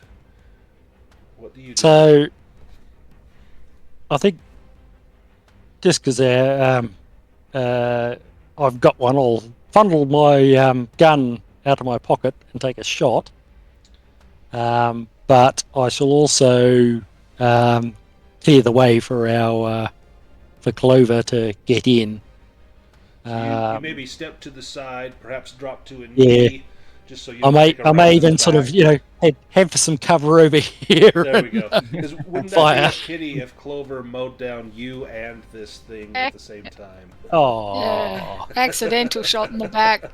Things will happen. It happens. I'm looking at opportunity minimization. Go ahead and give me a roll with your revolver. Just click on the revolver, and you can take a shot. Yep. Up again. So weapons, revolver, and yeah, I don't think anything I can do it makes any sense. I'll just do normal roll. Nice. Oh, nice. So you do 2 21. points of damage. So it automatically rolls your damage here. Oh, cool. That was an unlucky roll on damage. That means I got a 1. It hits this pretty hard. It staggers back from those wounds, and you can see that the rounds pass completely through the body, and you can see the faint flickering light of a monitor behind them before the wound begins to seal up. Ooh. And I'll also get on the comms to the other guys and saying, we're in the rec room. We've found looks like one survivor on the floor crawling away from whatever these beasts are. And they look pretty humanoid with no skin. Look like they're pretty tough. Yeah.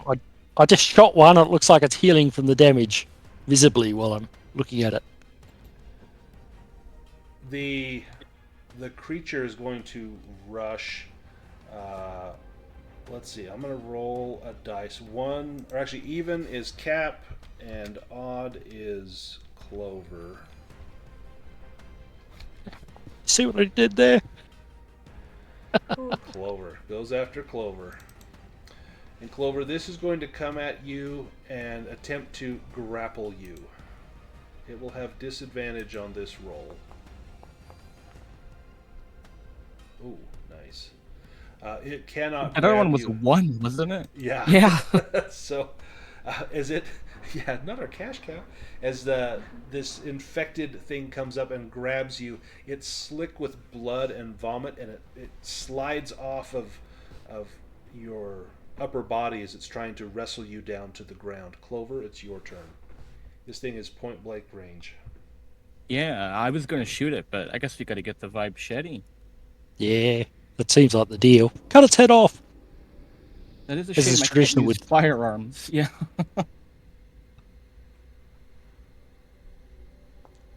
Well, it looks like they do damage, but they heal. Oh, Well, there's your leg off.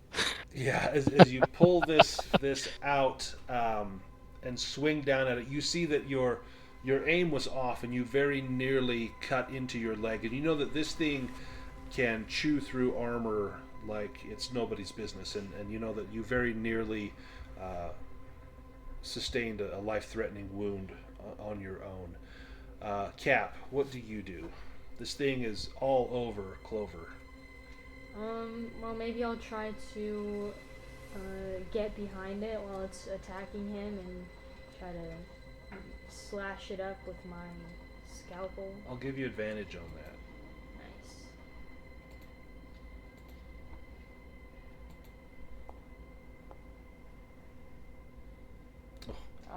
Wow. 84 or 93. As you slash in, you're almost reluctant to want to hack through the flesh of this thing. And then you realize what maybe caused you to be cautiously unaware. That figure on the ground that was vomited on begins to stir and reaches out to grab at you. let's go back to Raleigh. You're up first. All right.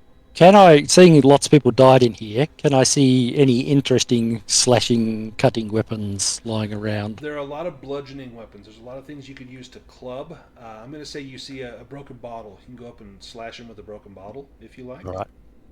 Well, I've got a knife, so if I was going to... Yeah, your knife would be just as effective.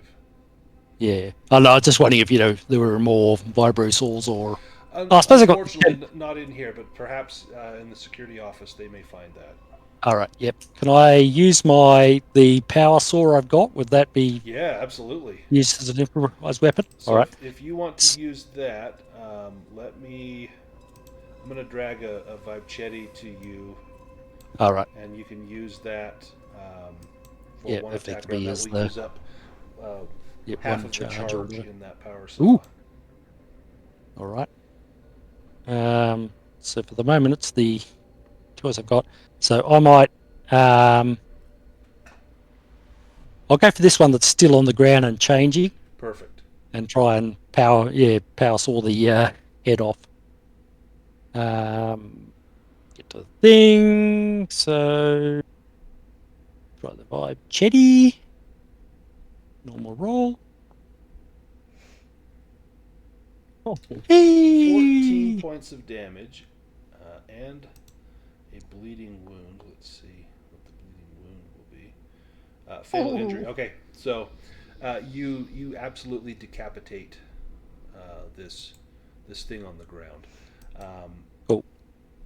You have a moment of hesitation as you realize that maybe it wasn't changed. Maybe it was just the bile and the vomit on it that made it look and act strangely, and you wonder perhaps you just cut the head off of a wounded man. But you'll never know. I'll never know. You'll never know. This infected here. Are you going to move? I am going to move if I can. Click and so then I'm just having trouble getting up. There we go. Then I'll move back out of the way to get clear again, so that this infected will claw at Cap. As it rakes out at you with its claws, it misses as well. You manage to push it aside. Clover, you're up. Alrighty. I guess we're still going.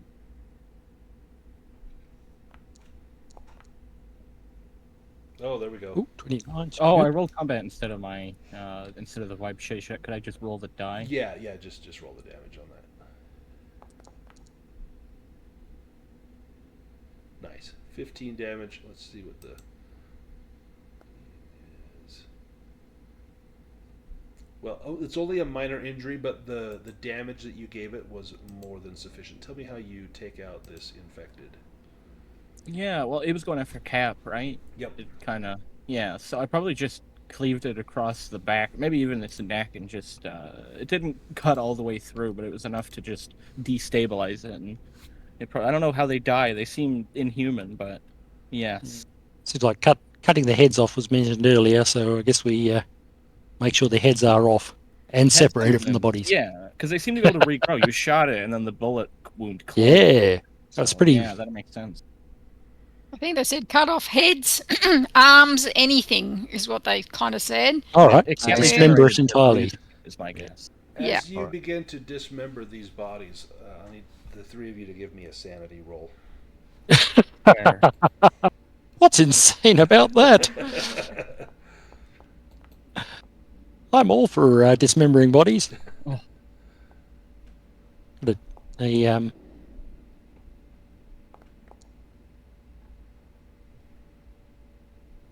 Get that other. Did that actually roll? Clover will need a panic check. Yeah, I did it. Oh, sweet. Success. Excellent. Yeah, barely. By like 2. Yeah. Cap, give me an intellect check as you maybe look at these strange creatures. If you have pathology or biology, do you have any skills like that? I have pathology. Yeah, add your pathology skill.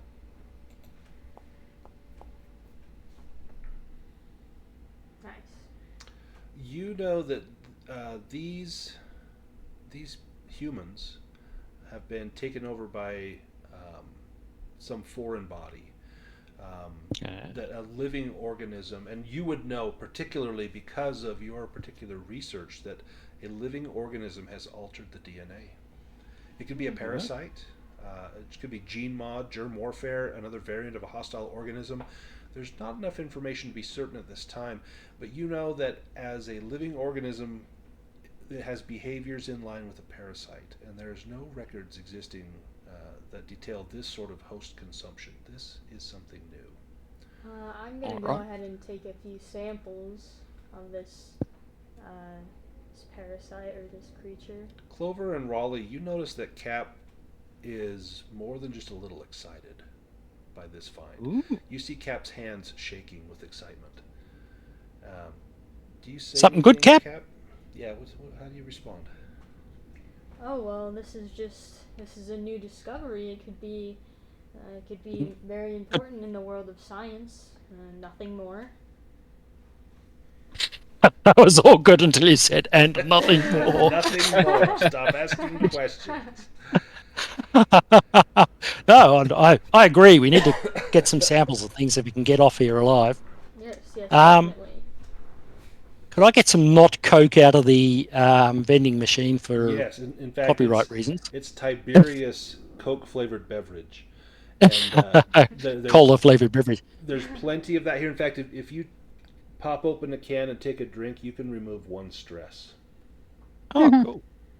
I was actually going to try and pour it on the vomit zombie, so we'll take a drink, and maybe pop one in for later, in my backpack. But I was just wondering whether, Coke's really bad stuff, so I was just wondering whether it would melt the vomit zombies. So yeah, you pour it on like the head of one of these things, and it starts to foam and fizz, and it looks like it's eating right down to the bone of the head of one of these creatures. So there's some potential weapon. So can I stock up on some cola to Take it really hard and pop the can when the time comes. Well, perhaps if you're covered in it or you're drunk enough, you're immune to vomit zombies. I can see how this is going to end. Like someone's going to lob it in the air, and Clover's going to shoot it, and like a Coke foam sprays over the things and wipes them out. Like total foreshadowing there. Yeah. So we're looking for some duct tape so we can duct tape a sick pack together to throw. Nice, like a explosive charge or something. Yeah. There is definitely some supplies like that in here. There's a small kitchen where there's some snacks. You get the Coke out of the machines. Yep. There's some mundane tools, things like that. There's a VR room, and you open the door to that, and everything is torn to shreds. There's a single VR headset in the room, and you can see that a human head with the headset still on is lying on the ground in here. I got left behind. Keeps leaving behind limbs. This thing, like that, this is weird. Yeah. There is Yeah. So in fact, there's several limbs, and you find a corpse in the bathroom, spread out across the sink with arms and legs removed, cleanly at the joints. It has a badge on its chest that reads Cole Jamie and identifies them as R&D personnel. Jamie Cole. We'll grab their badge. Ezra Moore's the security chief we're looking for. But Jamie Cole might get us into R&D. And they mentioned R&D, like he said the R&D nerds, whatever they did to them. So that's where they, I don't know, did some weird... Yeah, where this was created. Yeah. That's did you guys, did you grab the ID tag off the person that... the other person. Yep. Well, is the other person still alive? Oh, no, because you just killed them. Yeah, you cut his head off. Yeah, definitely not alive. And this person does not have a badge on them. Yeah. Now, in the kitchen, is there any, vibro bread knives or... Unfortunately, no. But the explosive Coke will have to suffice. That's an inventive weapon. I love it. Yeah, you can use it to unclog drains, to clean your car battery. I just saw it there and thought, hey, this could be something. Or you can drink it, and it's makes Mexican food taste even better. So it makes I'll take a to you and say, hey guys, this made me feel really good after all the stress we've been under. Why don't you grab one of these if you're feeling a bit Does Clover off color? Cap drink a soda, a Coke I flavored think beverage? Clover's super reluctant to take his helmet off. All right, yep. They are warning you periodically about a quarantine, and the captain just talked about some sort of maybe parasite infestation, and you're the only one with a helmet. Although I think Toby thinks he probably has a helmet as well. That's why it looks metallic in the mirror. As this is taking place, let's go back to the security room, and so you guys can hear the sounds of scuffling and combat on the comms as they made contact in the rec room. The secure bot has finished showing Ace all of the different protocols that she very nearly broke by touching the console.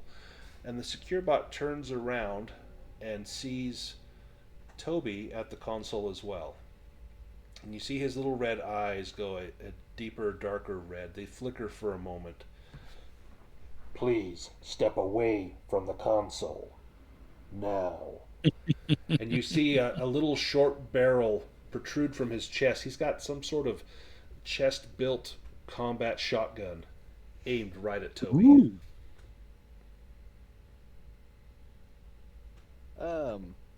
Well, Toby will immediately step away from the console. Apologies, robot, and he'll eye it kind of suspiciously. He's never really trusted robots or androids.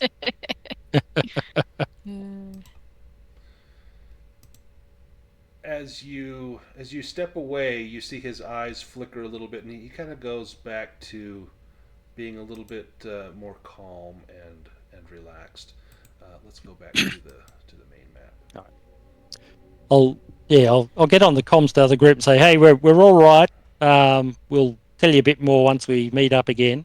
Can you try and get the lights on, and how you doing with the security bypass? Yeah. Well, the robot doesn't like us much, but Toby's got some pretty good information. I'm just saying this Right. really quietly into my mic, and I'm going to turn to the security robot and say, it's pretty dark out there. Some of the lights aren't working. Would it be possible for us to turn the lights on from here? It's not a security thing. This is like a safety thing. You see his head slump and his arms kind of hang at his sides. Did you not see Rule 22654? No, I didn't. Can you show me that one again? Come with me. And he turns back to the console and pulls up the rules, and it talks about oversight and waste and using unnecessary power during emergency situations. Trying to save the core power. As he's pointing all of this out, Toby, you see that there is a locked cabinet, and you see pistols, shotguns, quite a few different weapons in here. Will this security droid has his back to Toby? Is there like an access port or something that I could hack into this other droid? There would be. He may take offense at you doing that. You also, so Toby, this will be interesting. So they both have their back to you, both Ace and this secure bot. You've had some suspicions for a while now about Ace, and if you're going to be hacking into one of these, is it going to be the secure bot or is it going to be Ace? Whose mainframe are you going to try to overhaul? I think Toby realizes that the security bot is more of a threat right now, and he's nervous being here, so he's going to try and go after the security bot first, see if he can hack into their mainframe. So there is a port. It's hidden. You know where it is. You know exactly how this. For some reason, you have this knowledge inside your. I just brain. have really good memory. Yeah, you don't remember where you read this, but it's almost as though you thought it and it just appeared inside your thoughts. All of this information, and you know where the port is, but you're going to have to be fast. It's going to take a speed roll, And if you have hacking or computers, you can add that skill. I also have jury rigging. Jury rigging would work. For some reason, you know that if you push your finger into this little port, that maybe you can almost like get this robot to do what you want. What you don't realize is that you have a small access port on your hand, and to you it's like your finger, but anyone else would see you using ooh, that's not good. Using some sort of probe on your hand to get into this robot. As you lay hands on the security bot, the bot whirs around and says, "Violation of Protocol 2." Right next to it, can I try to grab its arms or something and try and hold it still for Toby? Give me a strength roll with disadvantage. Yeah, that's not a great Or alternatively, score, you could say, "What's Protocol 2? Fine, Show let me me what show Protocol you. 2 is." I didn't manage it. So you grab the robot, and the robot instantly says, "Alert, alert, alert." Toby, you got one more shot at this, and then we're going into a combat round. Give me a speed roll, Toby.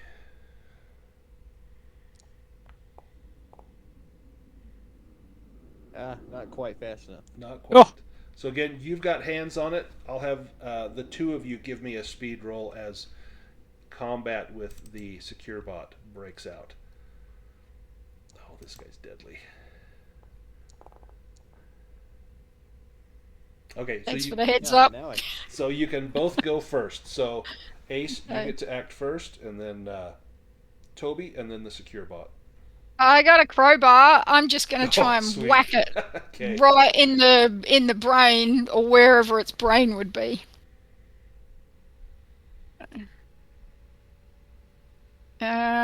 Industrial equipment. Would I have a good idea where it's where best to hit it?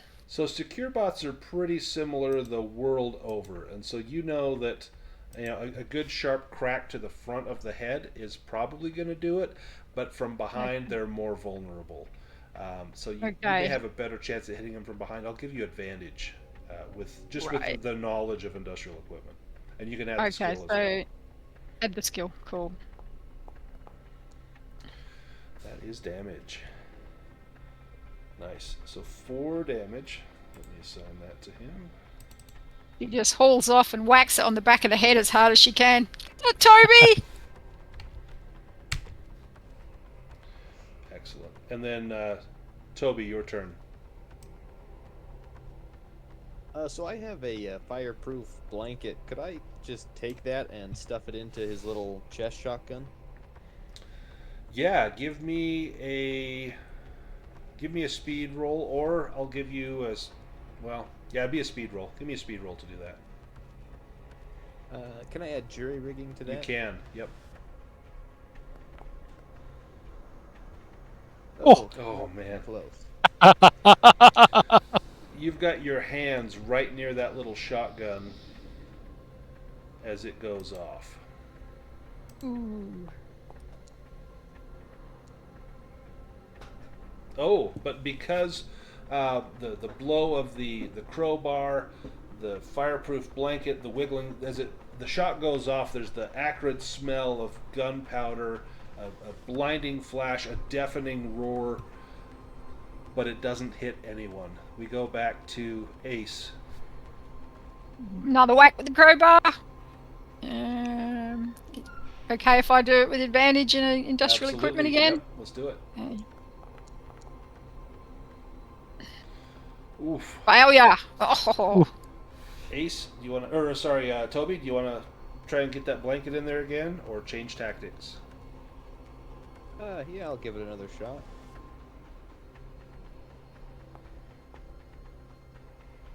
Ooh, good day. Hopefully that'll damage him a little bit if he tries to Held use his gun, again. make it explode inside him. So he's going to fire with disadvantage, and that's a fail. So had he gotten a critical failure, it would have exploded inside of him. So it goes off, and there's kind of a crunching sound inside of his internal structure, and it sounds like maybe something has been damaged in there. Not enough to cause him damage, but you've taken his combat shotgun offline. Ace, you're up again. Crowbar.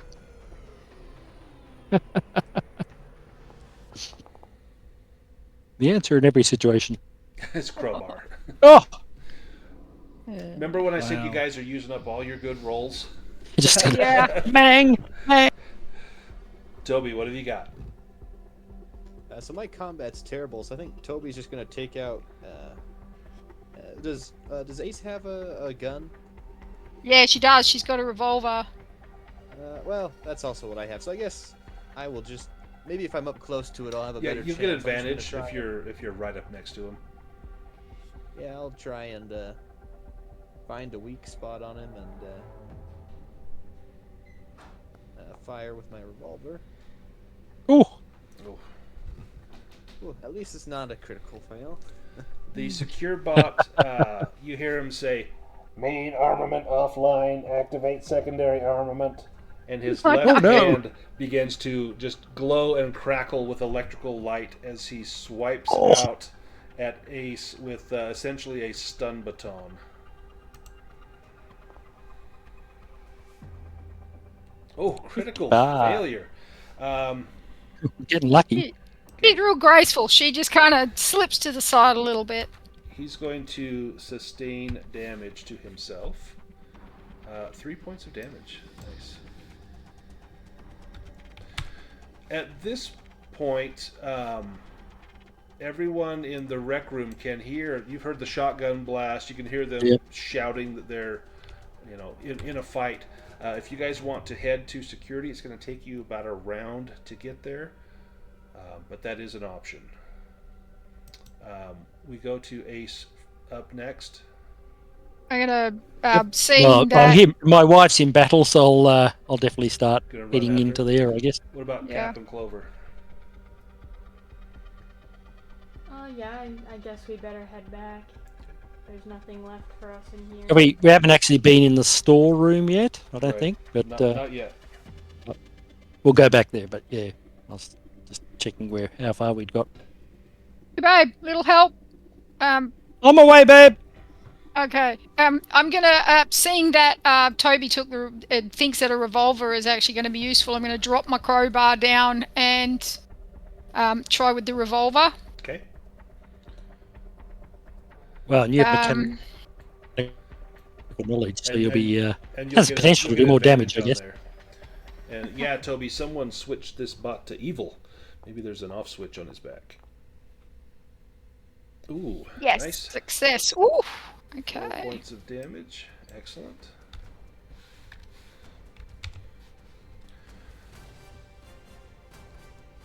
Toby, it's your turn. You know that there's not an off switch, but you know that mechanoids like this are susceptible to certain types of damage, and you know that like a high voltage charge could fry his circuits. It's a fear that you've always had. Maybe humans just don't like to be shocked either, but you know that these mechanicals would definitely fare worse than anything if they were to receive a high voltage electrical charge. Yeah, maybe if his back panel's still open, I could try and, I don't know, take off my glove, I guess, and just stick my hand in his back, and for some reason I've always just had a bit of a charge about me, and I'll just administer a bit of a shock. Yeah, rub your sneakers on the carpet to build up a charge. Go ahead and give me a speed roll as you try to access his rear panel.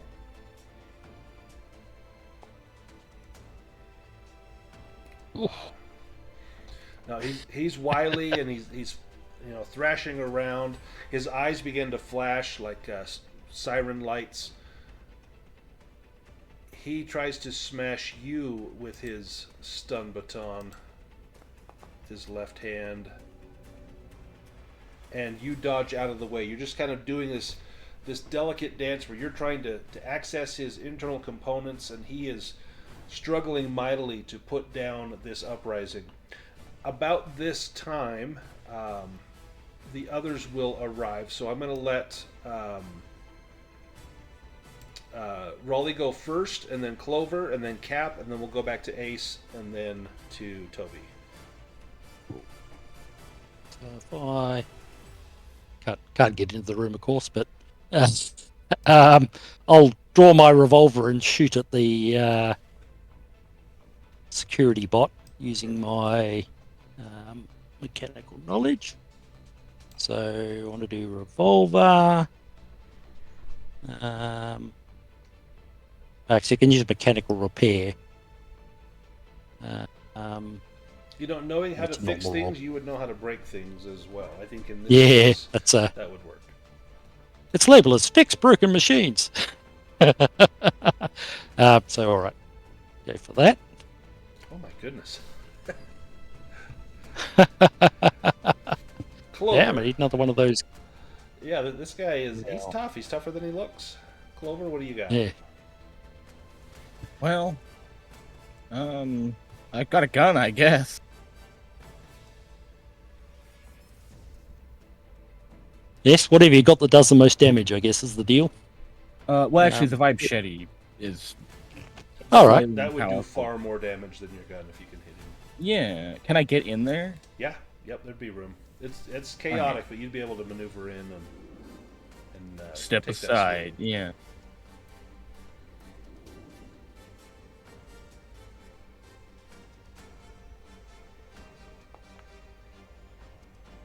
Oh, that was almost 40.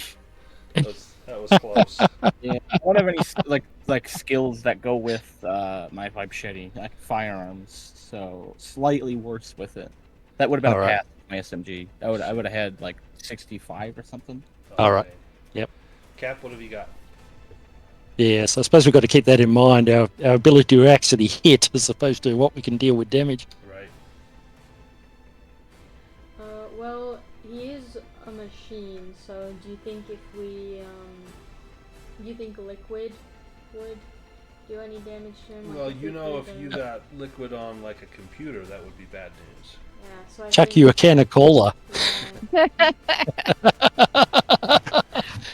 How do you shower him with Tiberius cola flavored drink? Well, I'll just shake it up and then pull off the tab like a pin on a grenade and just chuck it at him. Nice. Give me a roll. Give me a strength roll.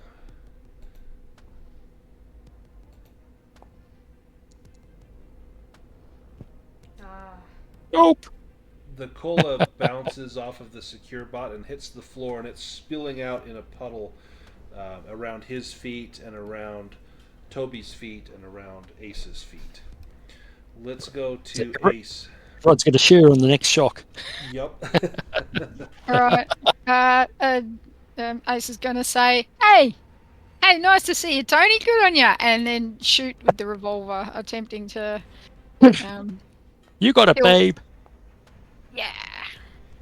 Got it. Nice. 2 points of damage.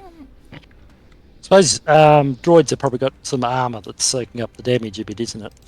Yeah, he's a little tougher to kill than one of the skin bags that you fought in the other room.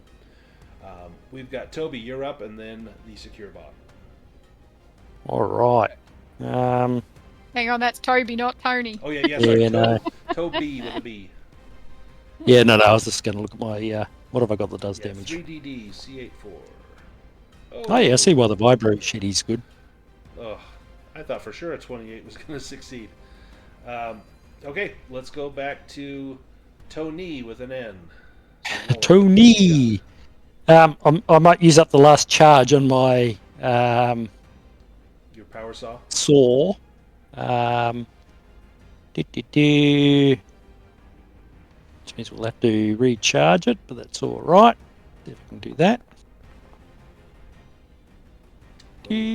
24 points of damage. That's cool. And that's it for that. How do you take out this little secure bot? All right, so I just run forward and aim for the clavicle on one side and just work the way down the body. Sparks Cutting it in half. You see him kind of whisper up, Tell my wife I love her. And then his voice box gets severed, and the secure bot, who was but 2 weeks away from retirement, Oh, falls to the ground, just crackling in that little puddle of cola. He's just doing the his corporate job. world for you. All right. Is there a charging station here for battery packs? There is not a charging station here, All right, unfortunately. cool. But there is a cabinet full of weaponry. Right. You'd be able Can someone to pop this open? be able to easily break into that. Clover could just smash that open. Inside there are shotguns, pistols, stun clubs, and there is a flamethrower that seems to be a Ooh. recent addition. Anyone want shotguns or pistols or stun clubs or a flamethrower? What sort of damage does a shotgun do? Like 4d10 points of damage. Oh, yes. Had So this little I'd secure like bot to. hit someone with a shotgun, like it could have been bigger. Yeah. So it sounds like a shotgun's probably a good idea Yeah, I for mean, if this you can mass get it in the damage. neck, you could blow its head off with a shotgun. That'd be good. Yeah. Let me throw a shotgun. I assume there's lots of shells or something there Oh, that we can stock up on. Clover, do you want the flamethrower? You know, we got to keep you safe. Yep, got to keep you safe. And you being military would be possibly better at the flamethrower than we are. Does a flamethrower count as a firearm? It does. Oh, sweet. Okay. And also, I don't know whether you want a shotgun. I mean, assuming we can't overload ourselves too much with weapons. Yeah, I have an SMG, a flamethrower, and the machete. All right. Does SMG do lots of damage? It's the same as the flamethrower. It's 2d10. The All right. flamethrower, if you hit something, has to make a body save or it's set on fire. And Yeah, it takes 2d10 it'll be every round. set on fire and it'll keep burning. Okay. So flamethrower is So, slightly better. Yeah. Cap, do you want a shotgun? I suppose I can take one. What about Ace and Toby? Oh, yeah, shotgun would be great if there's enough going around. There are. Does Toby take a shotgun, just like all the other humans? Yeah, I guess sees his fellow humans. You don't have one built in? No, he does No. not. Why would a human have a built-in shotgun? Yeah, that's Indeed. a little weird. He's seen Clover. That's a weird thing to pull ask something about. out that's like a shotgun, but it's very, very different. It has a different use. You've got shotguns. You've got a flamethrower. You've got some information on something that happened here at the station. You need to find your way out Yep. and maybe see what's going on in research and development. Can we? Sorry, I was just going to say if there's more ammunition for our revolvers, that would also be useful. You could reload your revolvers and pick up an extra six rounds for each of the revolvers. Cool. Yeah, can we quickly check out the storeroom that we left behind? Oh yes, back in Nice. the barracks, Yeah, just in case there's something useful in there that. or in the rec room. Excuse me, not the barracks. Oh, sorry, in the rec room. Oh, is there more storage room in the barracks, or do we? Nope. You've been through the barracks. You head And back. we never found Ezra, did we? We No, haven't found the have not security found guard. the security chief. Not that it matters so Yeah. much now we got rid of the robot. You go back into that storeroom and it's got food stores. There are probably 2 months worth of freeze dried and prepackaged food items in here. There's also blankets and other supplies that someone might need: soap, shampoo, toothbrushes, toothpaste, things like that. It's all pretty mundane. There's nothing like hazmat suits. There are spaces for those, but they're all gone, as though someone took them all into docking bay number 2 and damaged them.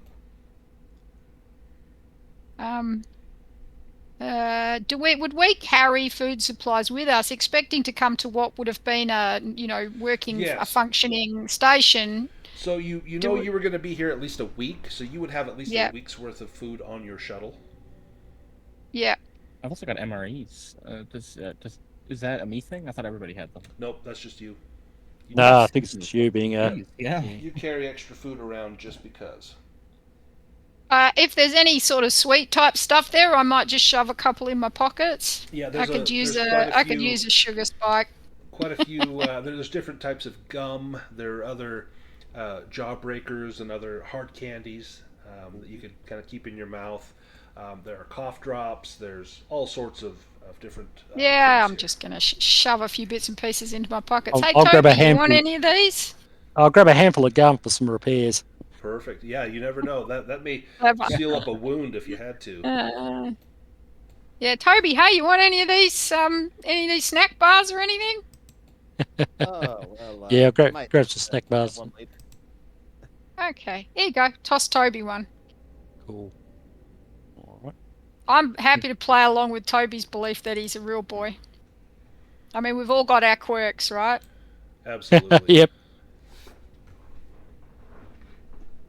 Right. So that was the storeroom, wasn't Yep, it? that was the store. So now you could head to R&D. There's the security office along the way. There's an elevator to the command center. Let's go. Hey, Cap, how about we go past the security office towards the command center, and we'll see if there's anything interesting there. All right, let's do it then. The security chief's office is located on the way to R&D. It's unlocked. Inside is a reasonably sized office space, complete with desk, chair, bookshelf, terminal, and a personal locker. There's also a microwave, a cot, and another smaller desk, which all appear to be additions to the room rather than standard furnishings. Try as you might, none of the cards you have will access the chief's terminal. It's going to take hacking to get into this. Right. Well, if you could succeed, you might be able to get us into the system. Toby? But you might also set something off, I guess, if... Toby, you're the man for the job. Failure here could lock you out of the system and alert the system of intrusion. If Ace helps me, do I get an advantage on that? Yeah, I'll give you advantage on that. Yeah, if Ace wants to help me go through the system logs here, I can hopefully get this open. Sure, we work together a lot, right?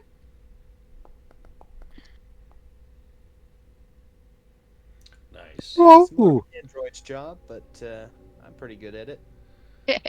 So much like accessing the logs and the recordings in the security center, you find comms logs and recordings on this console.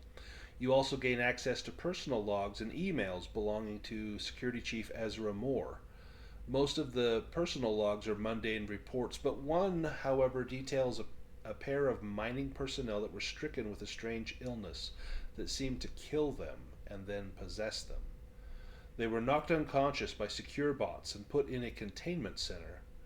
An email chain between Chief Moore and a Dr. Schlossman begins that same day, going back and forth over the doctor's desire to experiment on them, as he believes they were infected by something on the dig. Moore does not approve, seemingly based on the ethical and legal boundaries of experimenting on the remains of company staff, also noting that they are technically still alive. The doctor believes that they can treat the situation as a quarantine and collect all the data they wish. He also knows that they have experienced brain death and that whatever is within them is more or less guiding them like a parasite. They are in essence sacks of meat. The email chain ends with a final declaration from the chief that the executives on site, Tara Simon and Carlos Hart, have both agreed with her assessment. The doctor simply responds, "We'll see if it sticks." So we found Hart or Simon. I don't think we have. No, we haven't seen... Nope. And they were going to be part of the experimentation or whatever. So They were maybe... I assume station executives. Yeah, Oh, you're they're talking the about... executives. Now, Okay. looking at the living quarters here, you see that there are 4 pods that look to be stowage for robotic units. One of the 4 pods has a red light flashing on it. The other 3 are flashing blue. Ooh, so Clover, 3 charged and 1 not charged. Yeah, give me an intellect stat roll with military training.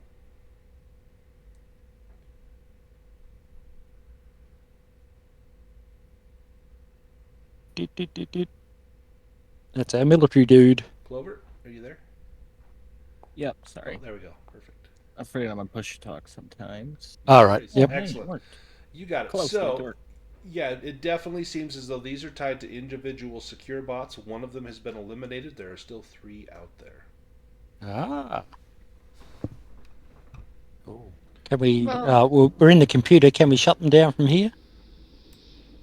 That is not possible. These have a security override that they cannot be shut down from here. Only individually shut down. And you would need, most likely, Chief Moore's access card in order to shut down the Yep, secure do that. bots. God, we got to Alright. find Ezra Moore. I think we're Um, probably heading towards him. I don't think he's likely to be up near the bays.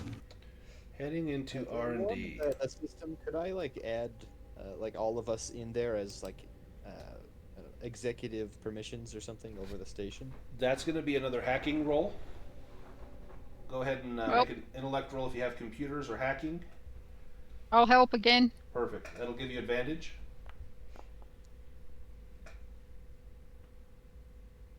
Excellent. So yeah, you add each of you. In fact, you are able to, for some reason, you can press your hand on the console and just look at your friends, and all of a sudden, a picture of your friends appears on the screen. And you don't know how this happens, but technology's come a long way, and this machine must have a hidden camera in the room that's taking pictures of your friends' likenesses. And you put them all into the computer, giving them access. It will not give access to the command center elevator. That still says it's restricted. But you have access. Can any of us? Can he identify any of us as security chiefs? Like change the person who is the security chief? That says it will require Chief Ezra Moore's security card to change that. Right. Alright. Okay. So we have pretty good access, but There's one room that is still off limits to you. cool. That also means you can't turn off the smart bots. Or the secure bots, excuse me. Yep. There's a singular auto door that leads into research and development from the hallway. You hear mechanical sounds and computer noise. Upon entry, you see a room with various research instruments, tools, and containment pods. A row of consoles sits on the right side of the doorway, with 4 large tables dominating the center of the room. They appear to be for experiments and observation based on the various equipment strewn atop them. 3 containment pods are on the left. 2 of them are closed and filled with some kind of bubbling fluid. One is broken open, with liquid spilled all over the floor around it. At the far end of the room is a door labeled Mine Shaft, and there appears to be another doorway around the corner to the far right of the room. Standing at the 3rd table from you is a pair of robots. Let me post a picture. I'm just going to say, don't tread in that liquid. We don't know what it is. Yep. And I'm also going to say to the others, I've got this feeling that if we tell them on the mothership what we've found, we're not getting off here. So just keep that in mind. All right. You see some Aw, cute little cute. robots in here. And these are, upon seeing you enter the room, one of them will approach Cap non-threateningly and reveal a small computer screen in its chest. The black screen fills with color, and then a person comes into view.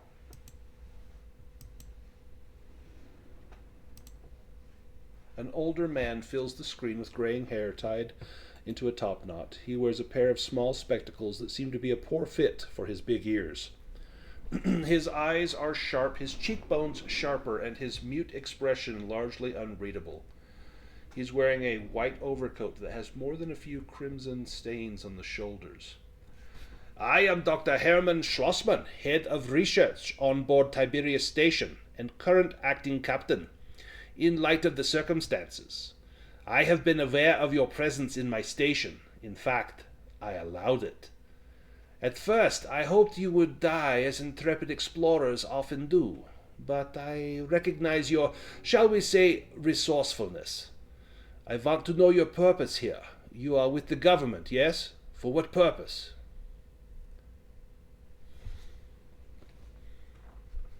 Captain? Uh,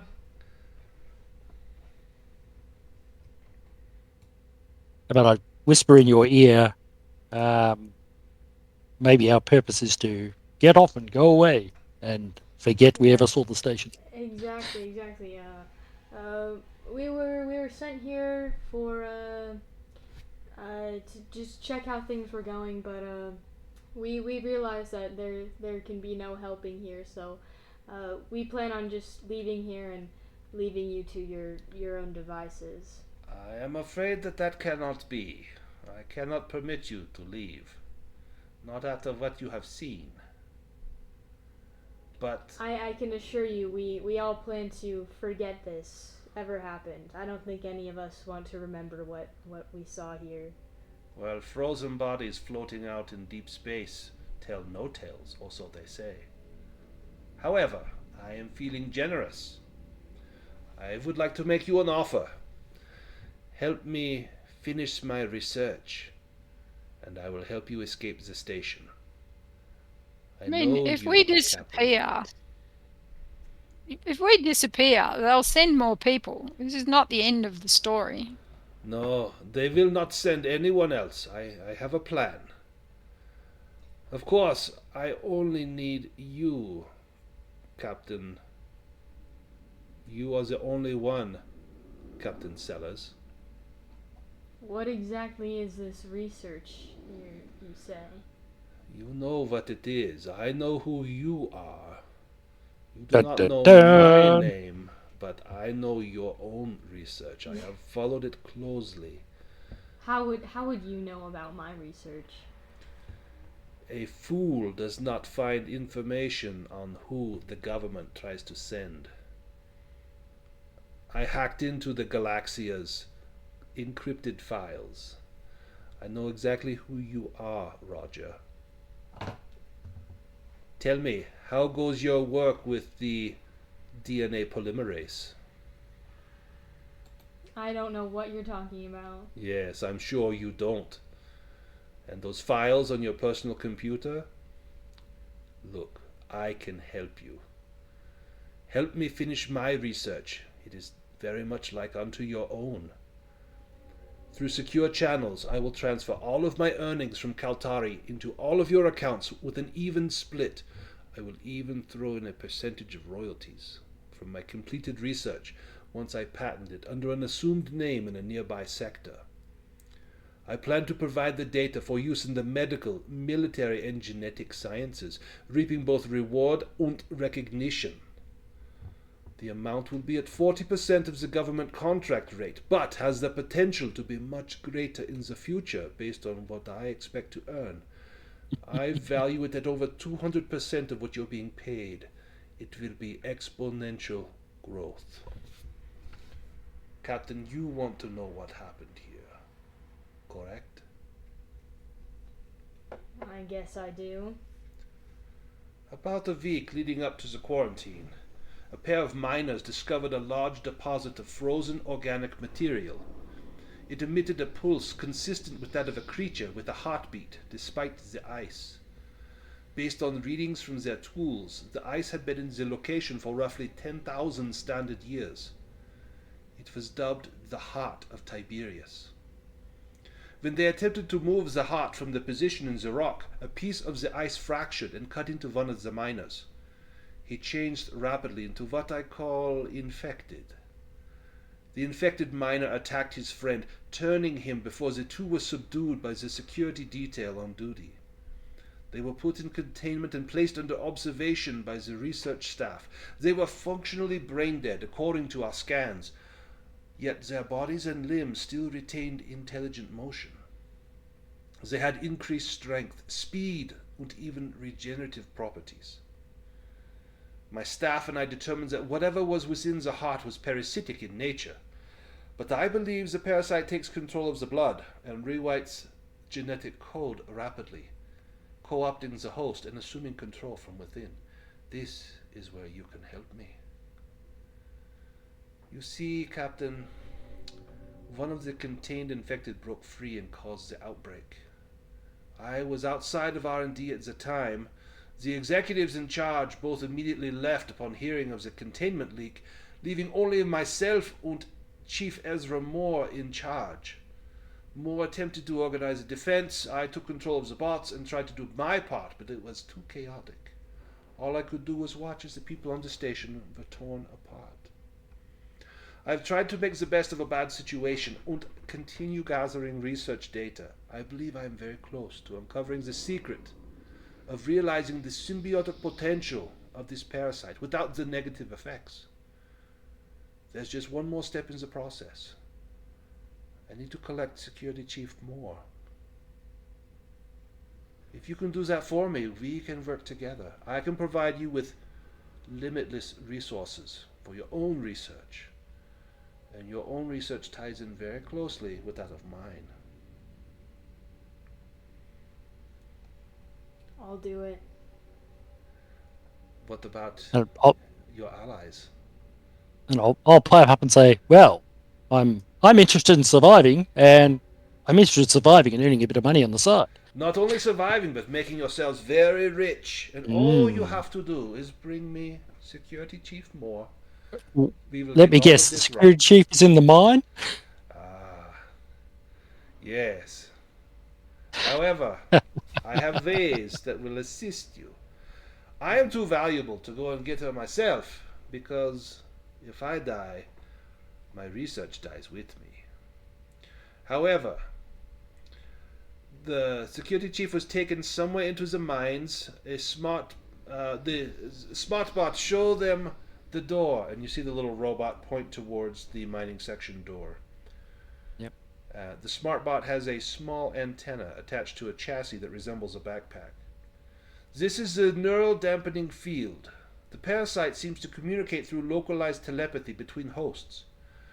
This backpack is only a prototype, but it has been successful at keeping the chief and the infected downstairs and away from the door.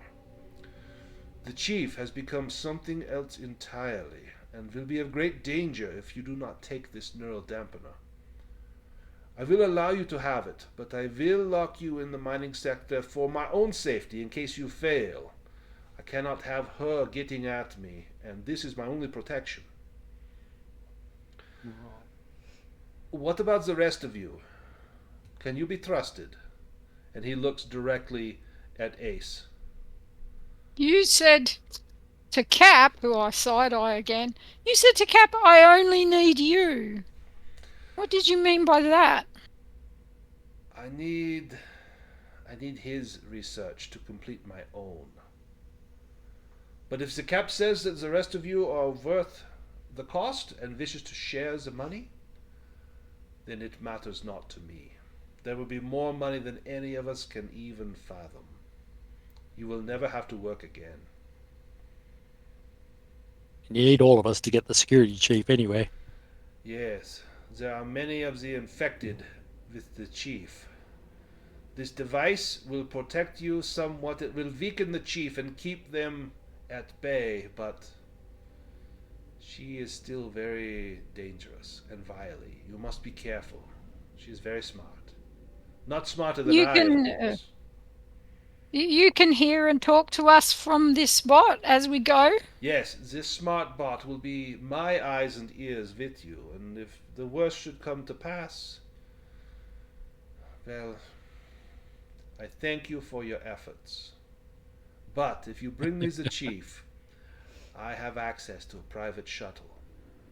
We will board it, and we will get away from here. Now, I can get you out of your government contract. There's nothing to link any of you to this place once we are done. We will go our separate ways. But you will all be responsible for your own safety from the government investigation. However, just know that when the research is complete, the sacrifices of everyone here will be for nothing if it is not finished. Will you let them die in vain, or will you let their sacrifice lead to advances in medicine and genetic sequencing?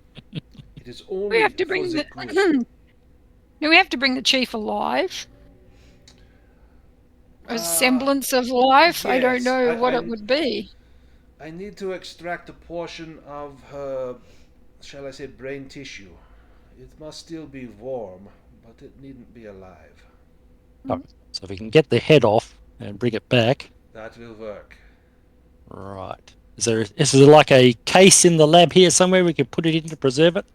I have something right over here. And the smart bot goes over, kind of scuttles over towards a wall, and there's a large, like a catalog case that, like a big doctor's bag, big enough you could easily put a head. In fact, maybe it looks like like a bowling ball bag. All right. Big enough for a head. Puts the Right. head in here.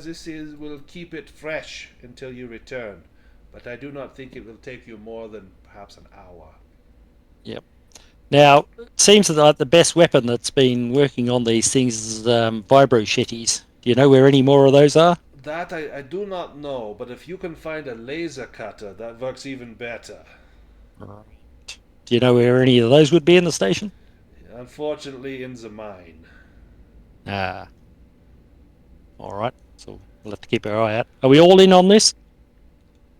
Let me ask you, Mr. Marine. Would you not like money and not have to work another day in your life?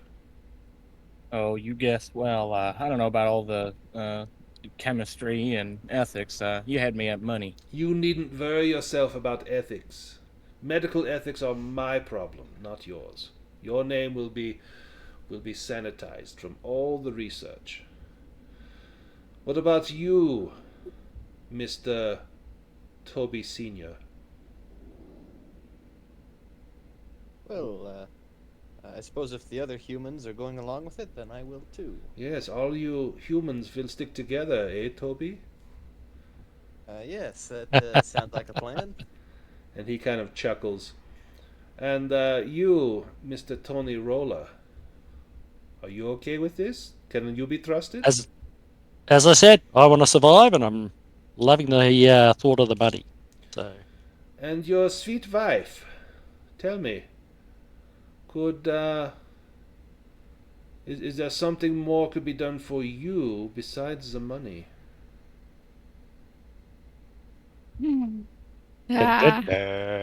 She looks at Tony, who doesn't know. Yeah, he doesn't know. There is a tumor. Perhaps I could be healed. I had thought that there was no hope.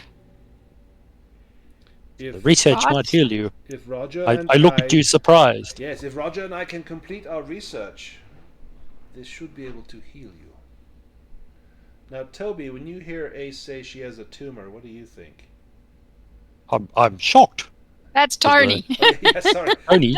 I assume you meant Tony. Are you thinking of Toby? Yeah, Toby. Sorry. Which one would you like?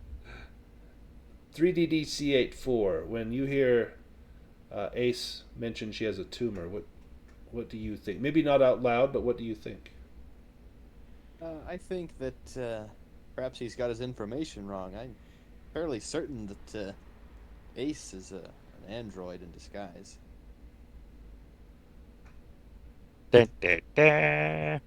That was a plot twist. Yeah. We're all secretly androids. Except Toby. Except for Toby. He's a real boy. Captain Sellers, do we have an agreement? Well, it seems like everybody has agreed to this, so... You will find me after in the command center. I will meet you there. I will unlock security for the executive tunnel when the job is done. Bring the doctor to the elevator to the command center. I will unlock it remotely. Bring her to me. And we will make ourselves very, very rich. Is there a bit of paper anywhere around in this room? Plenty of paper. All right, I'm going to get a piece of paper, and behind the robot where I can't see, I'm just going to write. I'm going to kind of hunch over, like when you're a kid and you're writing notes in class. Mm-hmm. I'm just going to hunch over it, and I'm just going to write, "What the fuck, Cap?" And I'm going to write, "Is this for real, or was this a survival agreement?" And just see if I can just palm it to Cap. Give me a speed roll to try and with advantage to do that undetected. Yeah, I mean, no one's expecting this. Ooh. You got it. So you slip that note to Cap. Cap, you've got this note from Ace that wants to know if this is the real deal or this is just a lie to get you out of a delicate situation. I'm gonna write back on the paper something along the lines of, uh, don't worry, we just need to get out of here.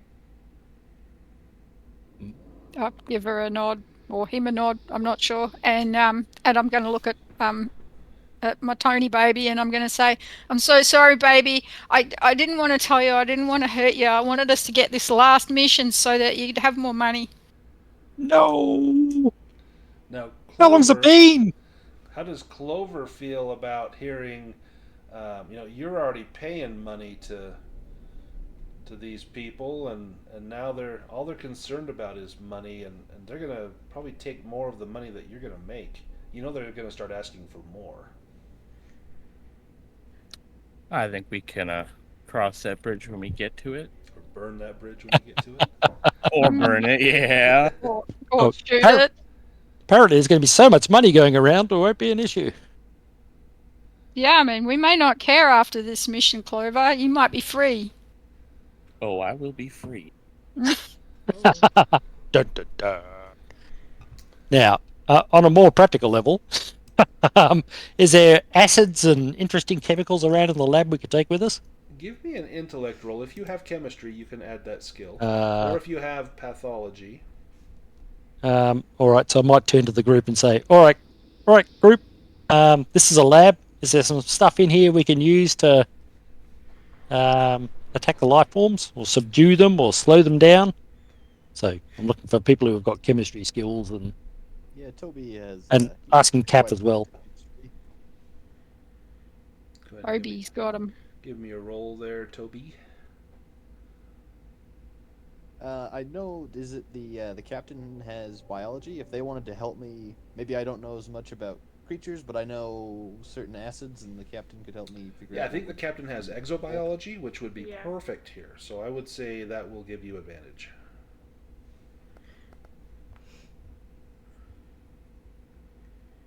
Oh, nice. Ooh. So as you start kind of poking around, you see that the pods on the left, two of the pods are not in use but filled with fluid. You see the broken pod, and it looks as though the break is kind of in the top portion, and it's been smashed in. There's glass shards inside the bottom of the empty pod.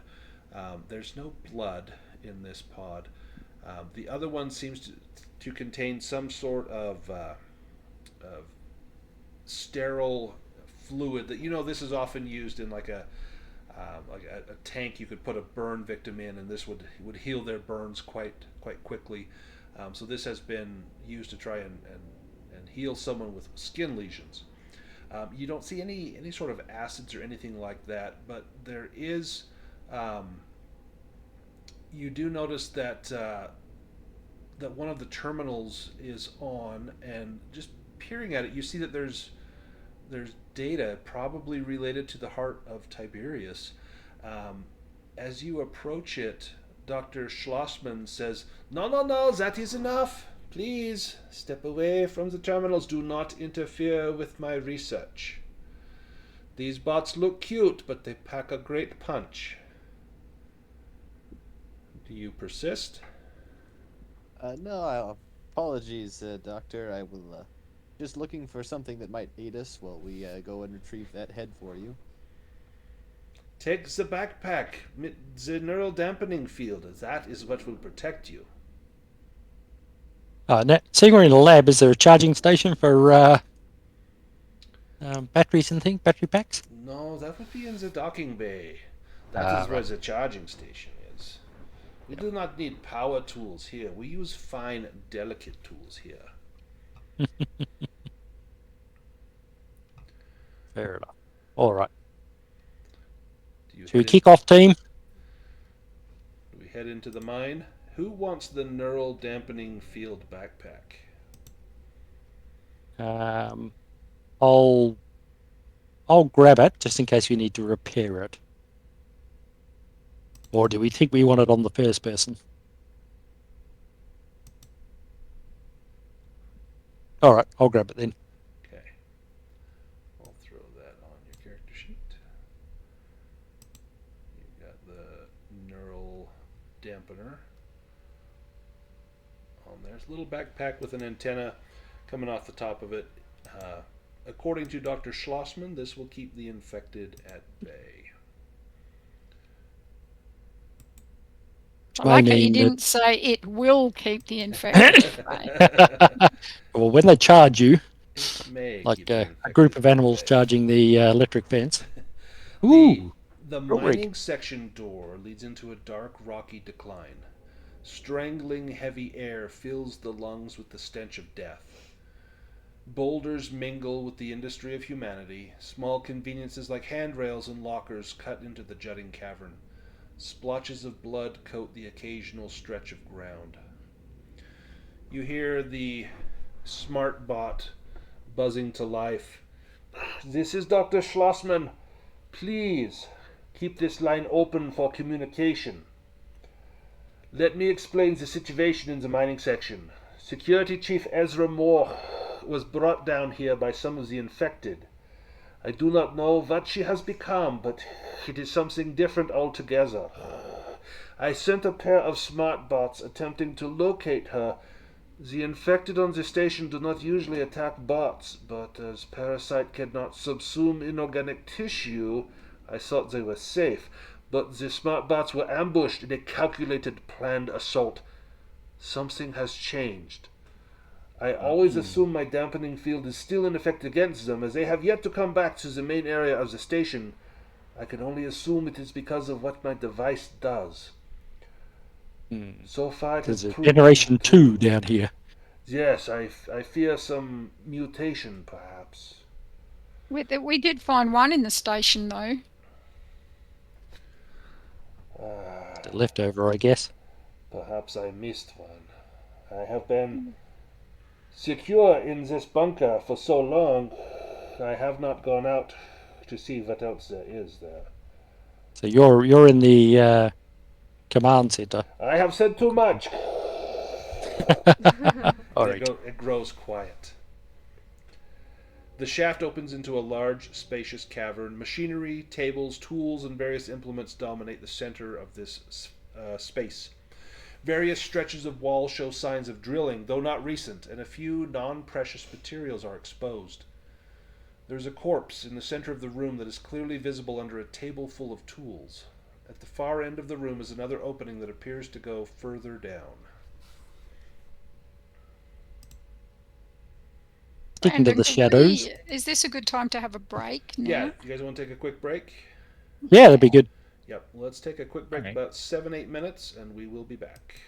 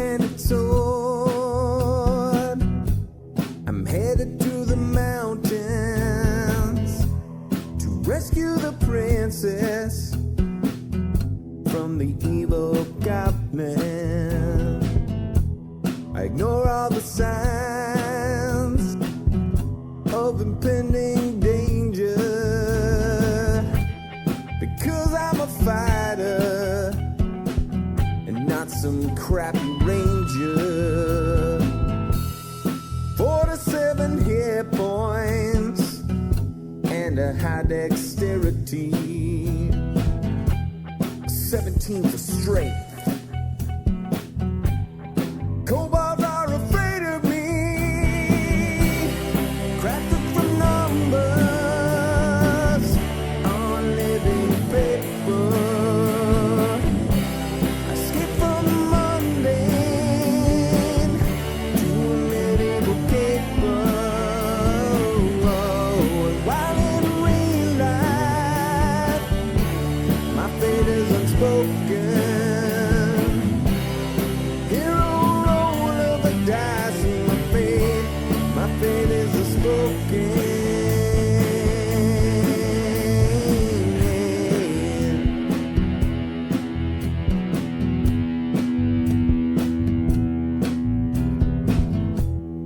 locate you there. But it doesn't make much sense to me. I think that the DM might be out to get me. A hero in armor and truth. Bots tell my legacy. The flame of my torch illuminates the enemy. A win in the battle, you win foes asunder. Deeper I venture, the deeper I wonder. The bodies pile up before me, the corpses I plunder. The deeper I venture,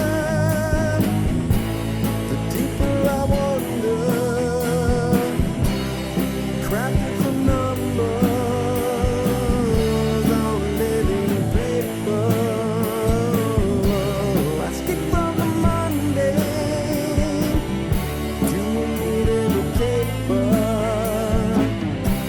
And while in real life, my fate is unspoken.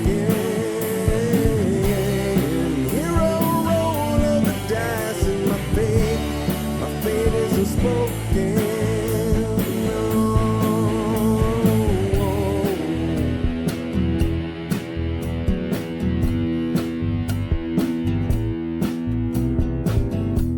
I drink my last potion. I charge through the open gate. The flame of the dragon tried to seal my awful fate. With a handful of dice, 5 times I rolled 20. The dragon goes down. The DM will bloody. I leave with the princess, a satchel chock full of gold. We head to the tavern where my mighty tale unfolds.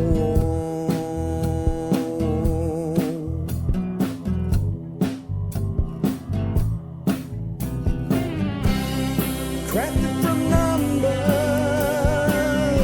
on living paper. I skip from the mundane to a naval caper. While in real life, my fate is unspoken. Hero roll of the dice and my fate is unspoken.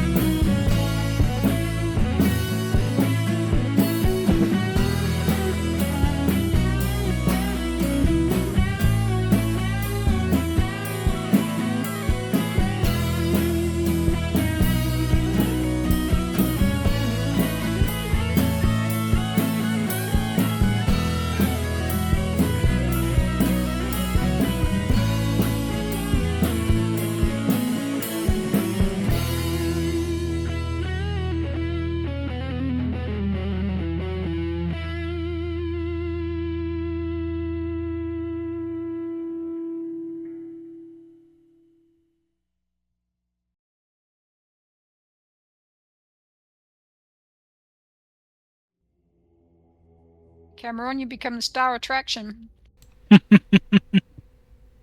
Well, I was eating at the same time, so it was all right when I was feeding the poodle. It was a bit entertaining, but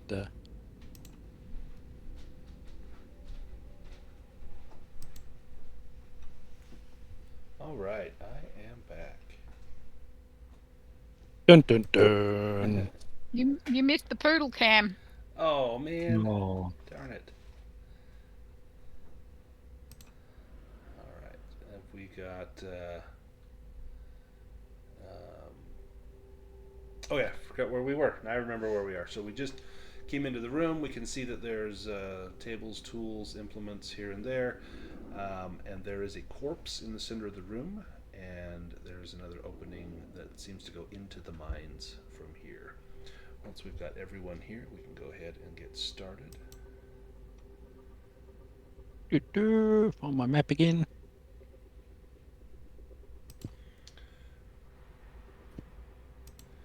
I'm so sorry, Tony, that I didn't tell you about the tumor. I didn't want to make you sad.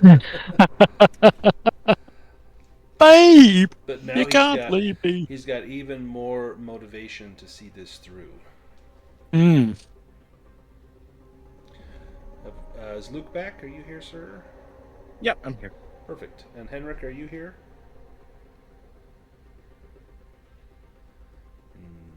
Nope. Give Henrik just another minute or so.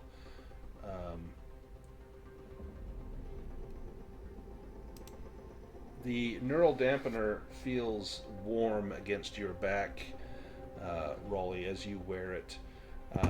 You hear a faint buzzing in your ears as well. Yep. Ace's plan is to stay behind Tony and try to defend the aerials and stuff on that neural dampener. Yep. Perfect. Ooh, it's a good choice. People will be clustering around me, protecting me. That's true. Henrik, are you back? I don't think so.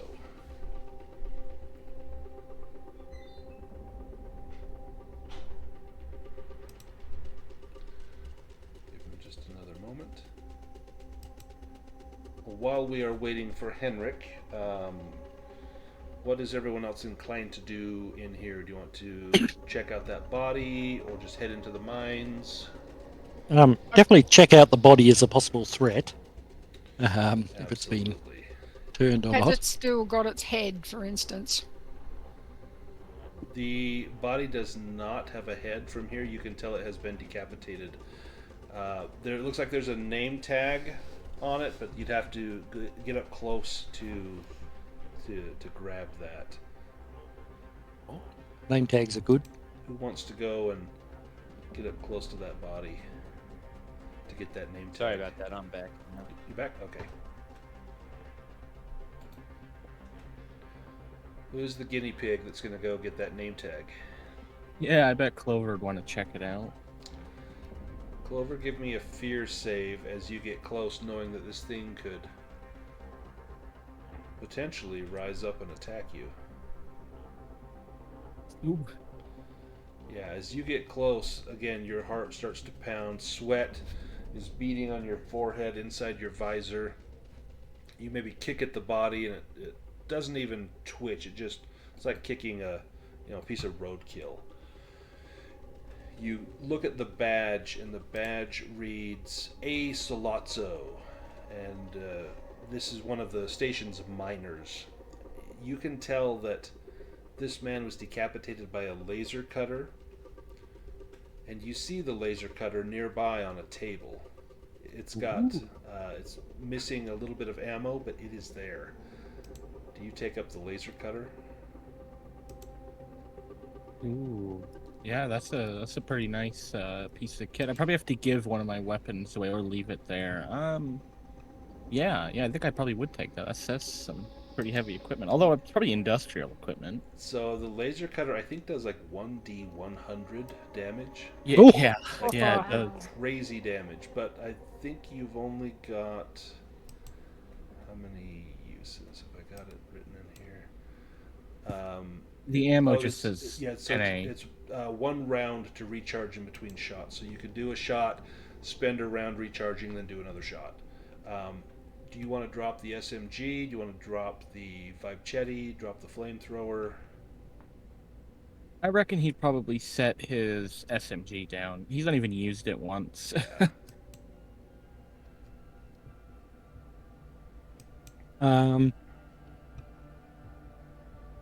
Now, this being, is there charging stations here? Can we recharge the laser cutter? Yes, there is a charging station here. You'll be able to recharge that Whoa!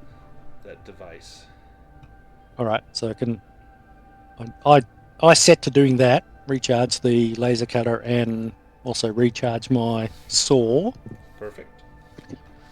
Anything else industrial here, like cutters and all sorts of other things that might be useful to us? There are various bits of mining equipment, tools, Yep. saws, picks, separators, scanners, things like that. This is all for excavating and analyzing materials.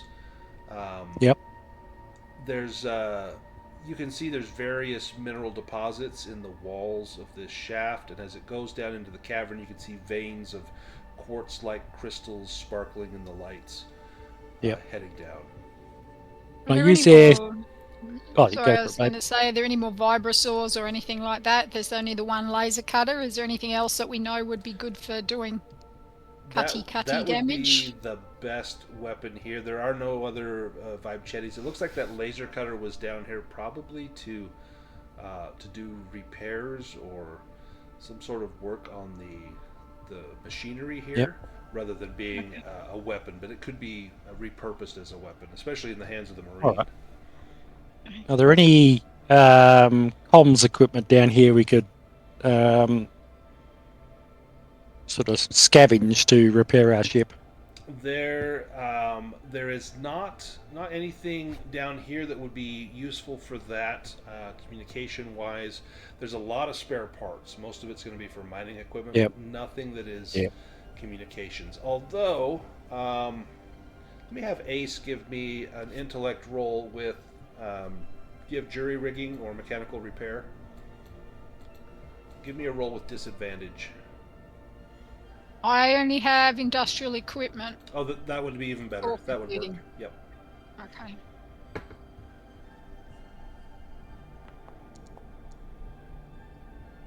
Yeah, it's a good one. Oh, you got it. Ooh.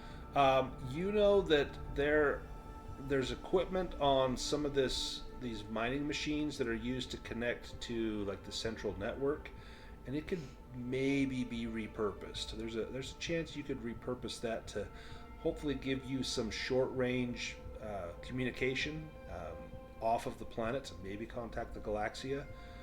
For sure, you know that the command center would have that because it sounds like Dr. Schlossman was able to access all of your ship files from the Galaxia when it was in network. So you know that on the station there are still means to do that. You think this might work, and I would give you a chance to repair with some of this equipment if you get back to your shuttle.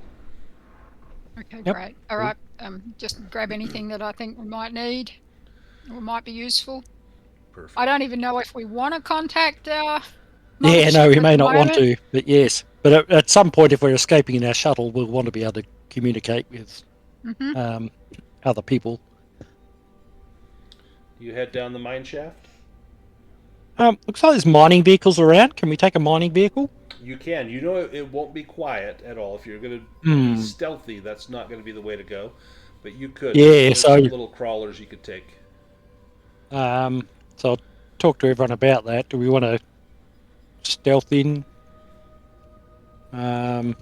Or, with a mining vehicle, I guess we could rush in, Right. or it might give us some protection. But yeah, I admit I'm stealth oriented. What's everyone think? Cap, what do you say?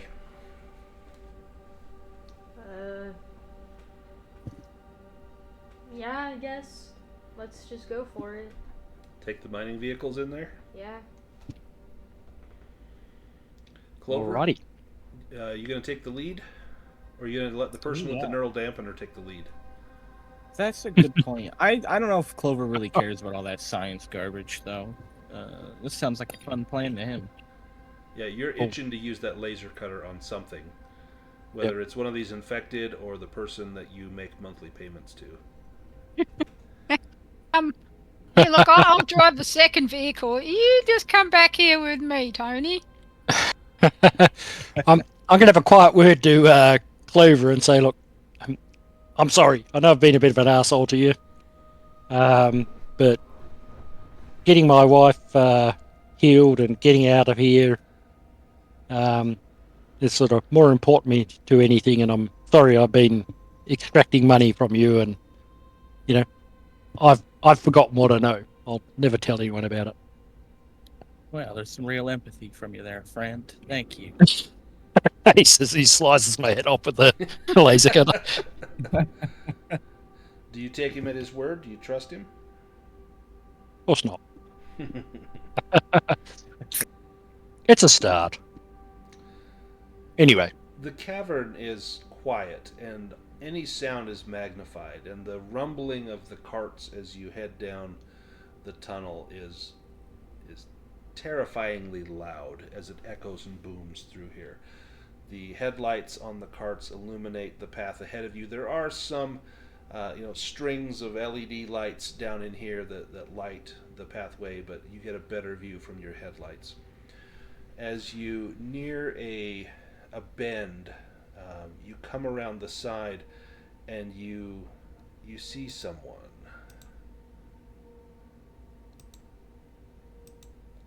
Post a picture. And what you see is a raven-haired woman, tall and muscular, wearing an advanced battle dress with the sleeves removed. Her hair is an undercut, the rest of it braided back and coming to a tight bun of braids above her neck. Her eyes are a piercing blue. Based on the pictures you've seen in the station, this must be Chief of Security Ezra Moore. She is standing near a large crystal of ice with a crack on its side. You see that she is surrounded by several of those infected beings. Upon seeing you, she's holding 2 combat shotguns, one in each hand, and she cocks them in the air with a sudden sharp gesture, pointing both of them at you and demanding that you identify yourselves. The infected around her become agitated and bare their teeth and claws. Who is coming up first? Was it Clover? Yeah, I suppose that would have been Clover. Oh. What Wasn't do you expecting do? a diplomacy. Gee. You got a shotgun, haven't you? I was not expecting her to be like sentient. I was oh, that caught me off guard. Interesting. Yeah, I guess Clover would. I don't even remember what company we're with. Are we with Mother Inc.? No, you guys are just part The of like government, the I like guess? the government in this area. Basically, you've been sent here because of the Galactic Stock Exchange. The value of Kaltari Industries has just skyrocketed, but there's been no proof, and so you're sent here to investigate to see if they have fraudulently elevated, their research, or there was word that they had discovered something amazing and it was going to be worth a lot of money, and so the value went up, and you're here just to determine if that's a load of bull or if this is actually if there's value here, because the last thing you want is to destabilize the Galactic Stock Exchange. To destabilize the market could prove fatal for countless systems. Yeah, that matters so much to grunts like us. Absolutely. Yeah. Yeah, someone's not getting paid for something, and they want you guys to find out why. Yeah. Well, I think because Tony's a weasel, he might At least he's honest. pipe up and shout out at the stage. We're from the government to come and see what was happening here because we lost touch. And I think we all want to get out of this alive. She puts her hand up to her head and kind of rubs her forehead and says, "Ugh. Like there's a sharp pain just between her eyes." And Rolly, give me Give me a roll. It's going to be an intellect roll with disadvantage as you try and parlay with her. Intellect. Disadvantage.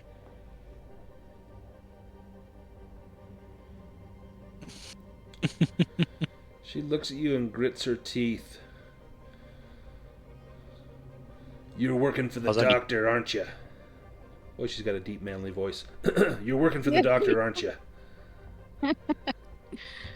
I'll be honest here and I say, look, I'll admit he sent us down here, but really, we're just interested in getting out of this alive at this stage. So am so I. whoever can get us out alive, I'm also we'll be interested in helping out. getting off this rock. Dr. Schlossman, he's a snake. He sabotaged the quarantine tanks. This exposed me and my security and other personnel to the situation. We all fought hard, but the infected were too difficult to put down. Any crew that died simply added to their numbers, and the station workers panicked. Eventually, me and several others were cornered in the rec room and swarmed. I thought I was going to die for sure, but I woke up down here. I was still covered in the bloody vomit of one of the infected, but I felt as I did before I lost consciousness. And then I heard the other voice in my head. I don't know what it is. It's us. It's we. It's our. These are the words it uses when I ask who I'm speaking to. Look, there's been difficulty communicating with it. It's making promises to me, guarantees of peace. Promises that it merely wants a chance to survive. And you see her looking down at that crystal on the ground. It claims that it was agitated and frightened when it was forced from the stone. It had been here for thousands of years. It just wants a chance to live. When I awoke down here, my hand, and she crouches down and places a hand on the crystal. When I woke, my hand here was against the heart of Tiberius. This crystal, once a vibrant pink, looked just like a normal piece of space ice. I know now that whatever was in it is now inside of me. Because of this, I can control the affected around me as long as there's no interference. Ugh. I know how this sounds. It sounds crazy, and I'm not sure I believe it myself, but this is what I know, and I'm not in a spot where I can accept much else. Look, I know you're either here to kill... Oh, you're either here to... I was just getting... Yeah, go ahead. Well, what does we want you to do when you get off? Look, I want to get the hell off Tiberius and get out of the system. Look, I don't want to be tracked by the government. I don't want to be turned into a science project. I'll give you all the data after I've had a chance to wipe my name and records of my involvement on the station away. Look, I can ensure that you're not implicated by the government. I can't explain how right now. It's something to do with the heart. Look, I know you're here to either kill me, capture me, but maybe you're here to help me. I want to find out which one, and lying doesn't help anyone. Can you help me escape? All right. If we needed you, so we'd need to take the heart with us and you, and I assume some of your people. Yeah, we can get out of here. Look, I'm nervous. I'm afraid, but I'm still competent. I need to get to the command center. There's an executive escape vessel inside that I can use. I developed an override for it, only for me, to prevent any of the executive staff from bailing. My key card will allow access to the command center. The doctor hasn't been able to lock me out of that, I'm sure. Well, the doctor wants us to take you to the command center anyway, so that seems to all work in the same direction. Yeah, you Yeah, don't he's understand. listening. When you I say know. take Listening. me, Yeah. when you say take me to the command center, that's a one-way trip, isn't it? No, I think he was saying he wanted to take you with him.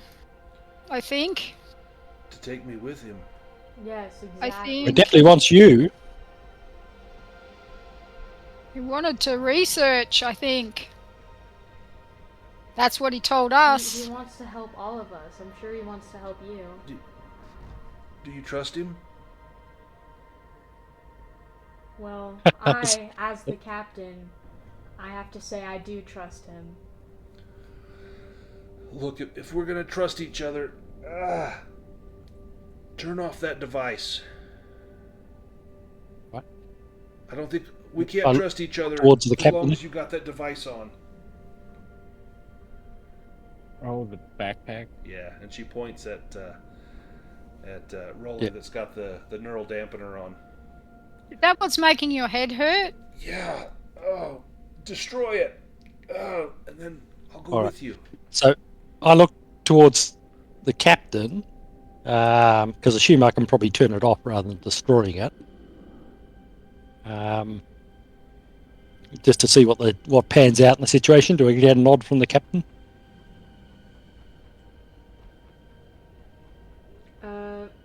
I'll just signal you to turn it off, but don't completely destroy it. I'll be ready to turn it back on, basically. So if I turn it off, as soon as you turn it off, you see her kind of slump. And she stands up a little taller. That's better. You don't know how bad that hurts. I haven't been able to get up out of this mine because of it. Thank you. Okay. However, I'll say out loud, maybe there's some middle ground here, where you get the heart of Tiberius gets to survive, the doctor gets the research that he wants, and we all get out of here alive. And I look at the bot. What do you think, Doctor? now just to be clear, you know that Dr. Schlossman just needs her brain material. So you are I do. You are lying to her, correct? Well, no, I'm not. No, I'm just trying to negotiate a we all get out alive solution, or alternatively, we're getting her to the doctor anyway, so that's helping that situation. I'm playing all ends of the game against each other. Just try to try to fake it through here to,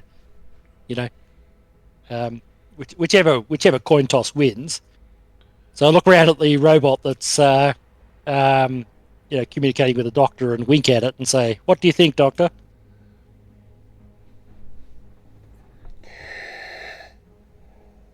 Bring her to me. I can assure you she will be very comfortable, and we will all do the right thing. She says, "No. Look, give me the backpack. There's nothing to prevent you from turning that thing back on when I'm up there, and then I'm powerless." Yep. But it's also a trust exercise here that we can let's say before we go up there and once we're out of the mines and on our way, let's talk about that again. But right now, I don't think anyone's particularly trusting each other. And your moment of danger, if there is a moment of danger, is going to be in the control room. So, before we get to there, we'll let's have another discussion about that. And do we need to take the heart with us? No one takes the heart but me. And she picks it up and kind of holds it under one of her arms. All right, that's not a huge thing then. It's a terrible thing. All right. Should we lead the way, or do you want to go first? Give me the backpack. I'm gonna kind of creep over to Clover and kind of just whisper to him, all we really need is her head. Oh. That's what the doc said. The scientist, excuse me. Excuse me again. I know they're both scientists. Yep. Yeah. A lot of scientists on this goddamn platform. Goddamn platform. But yeah, if anyone I'm just doing uncertainty and doubt at the moment. So if anyone wants to change the game up, go for it. Yeah, I mean, if she's not going to move without the backpack coming off, I don't think we're going to give up the backpack. But we can get him in. Get him in a better location for managing it. Here. So this game has two endings, and this is where you choose which ending. Do you side with Dr. Schlossman, or do you side with Ezra? Personally, Ace likes her heaps better than the Doctor. I also asked the security chief. It looks like you've probably been infected, but not in the same way the others do. It's different with me. I didn't turn like they did. I can't infect others. It's that's what I was like, wondering. Is that something the Heart of Tiberius could offer us, assuming you get some of the advantages of the being infected, but not all the downside? I don't know how I can share it with you. I haven't been able to give it to anyone else. But could the heart give it to us instead? Yeah, is it still going to make vomit zombies, or is it learnt now that it, it could do something different? These ones around me, they do whatever I ask. If I tell them to be calm, they're calm. And it's not me. It's us. It's we are doing it. The heart and Yep. I. I was just wondering whether you could ask the heart about, or ask you, as in the royal you. I can try whether it there's with one of you who's willing. I'm looking at Ace. Yeah. I don't know whether you want to try that cure. Would it? I have a cancer. Would it cure me of the cancer? I think so. I think that it could. It's enhanced me, my thoughts, my body. Everything is enhanced and improved. I think that it could. I'm gonna look at the others and say, well,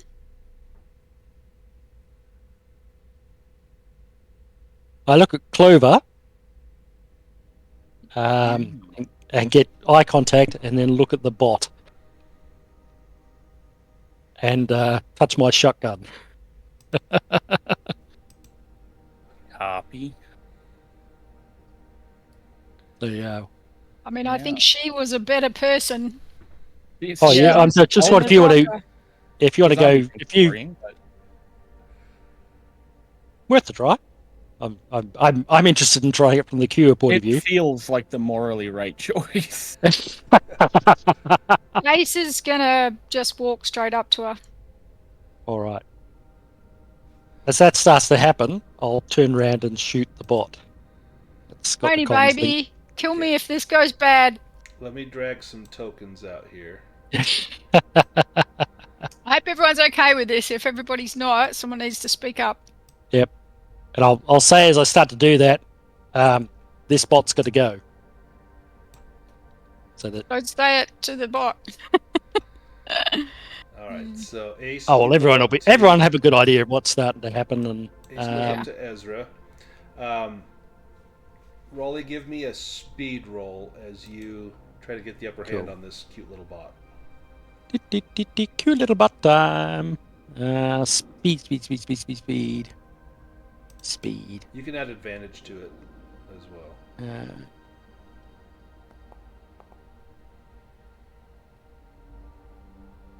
Sweet.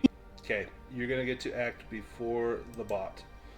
So before we get to that, so Ace, you go up to Ezra and you ask what the heart can do for you. I put away weapons. I don't necessarily drop them, but I make sure there's nothing in my hands as I walk up to her. I say, I need to be cured. I'm going to die anyway. She holds out the heart of Tiberius and bids you to put your hand upon it. I do. She looks at you and says, "This might hurt. Give me a body save." This might sting a bit. I will do a body save, but I haven't felt anything in my body for quite a while. It's like the nerves have been affected. Yeah, so. you don't feel pain, do you? Nope.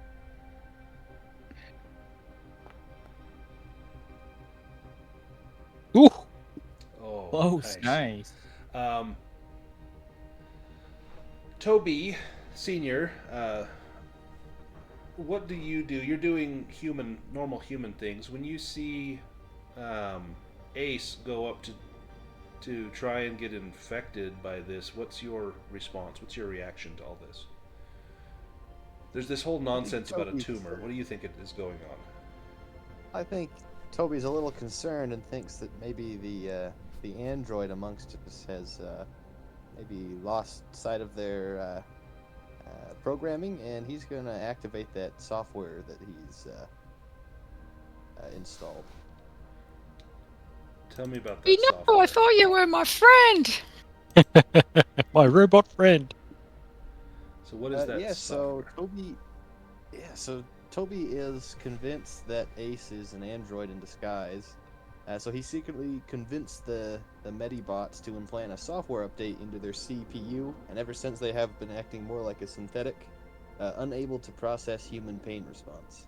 So that software update is the tumor. So you actually talked the Medibots into inducing a tumor in Ace's brain. Plot twist. So now that she's going to get rid of that tumor, do you do anything? I think that I think Toby at this point just wants to get out of here, and he still thinks that they're an android, but he just wants to get out of here.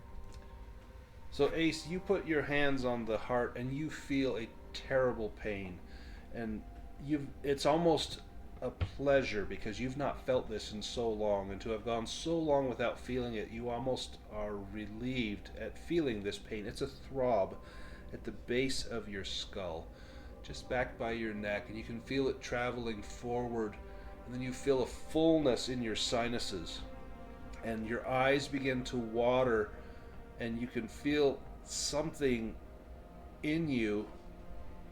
And then you exhale, falling to your knees, and this huge bloody mass plops out of your nostril and lands on the ground in front of you.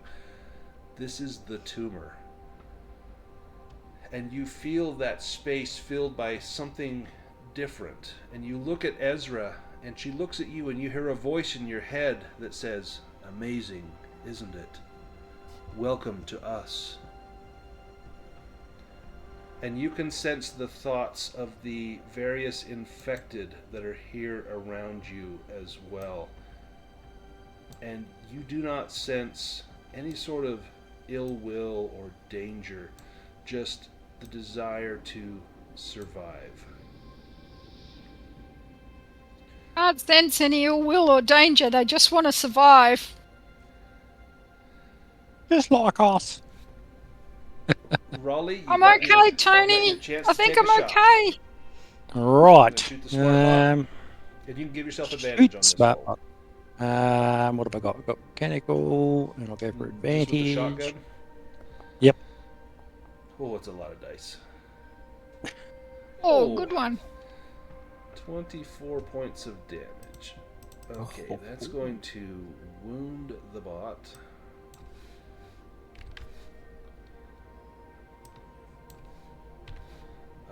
Let me see what the wound is.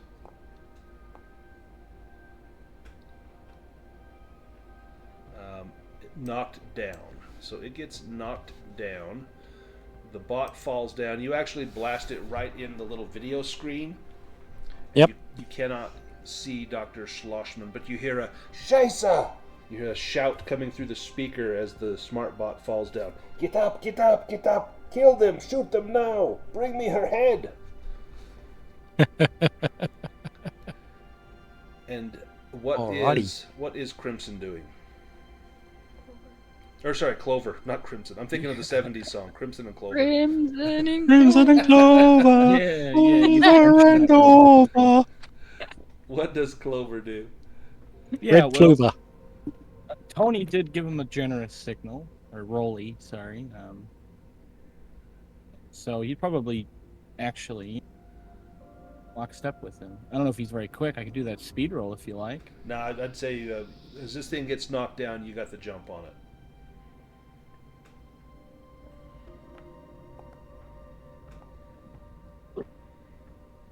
Oh, Oh, So Well, 1d100, it did 3 points of damage.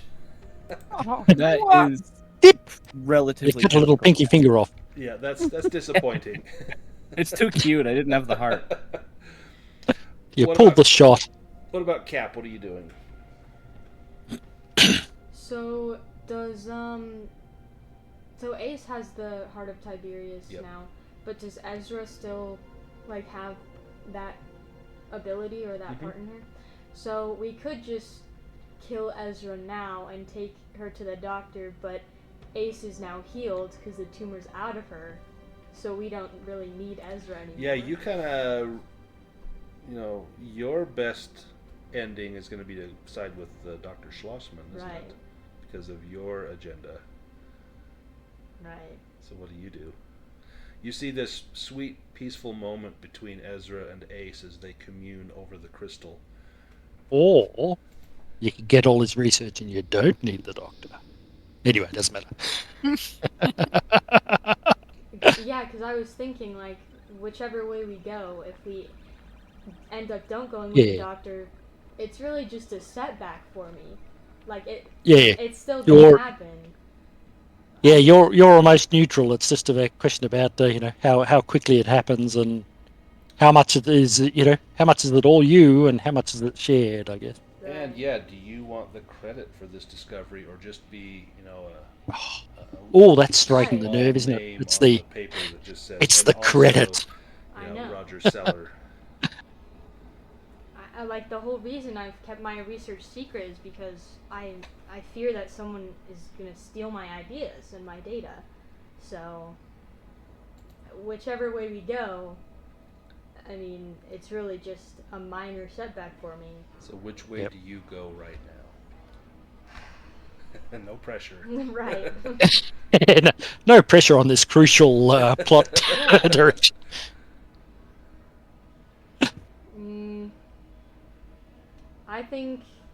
I think I would go with the rest of my team on this, and it kind of seems like we're gonna go with Ezra. So Okay. I'll side with them. And Toby Sr., what about you? You decided not to kill Ace. Well, Toby, he doesn't know it, but his programming makes him more agreeable with the crew, so he tends to side with the crew, even though he doesn't know that. Get those shotguns out.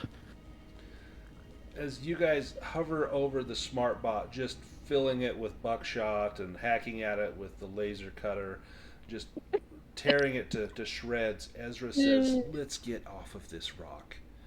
Let's go take the elevator to the command center. We can get rid of Dr. Schlossman. We can go home." Correct. Can I just recharge the laser cutter before we leave? Yes. Yep. Absolutely. Love Dr. it. Schlossman knows what happened down here. He's probably not going to take too kindly to it.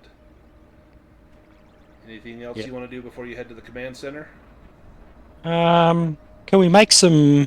I don't know, because we don't have bio suits. Well, actually, you can ask security chief. Do you know there anywhere there'd be bio suits? Because I assume the doctor will be either have weapons or be doing biological damage to us. And the other thing I want to do is fashion some shields or something so we can protect the elevator doors when they open.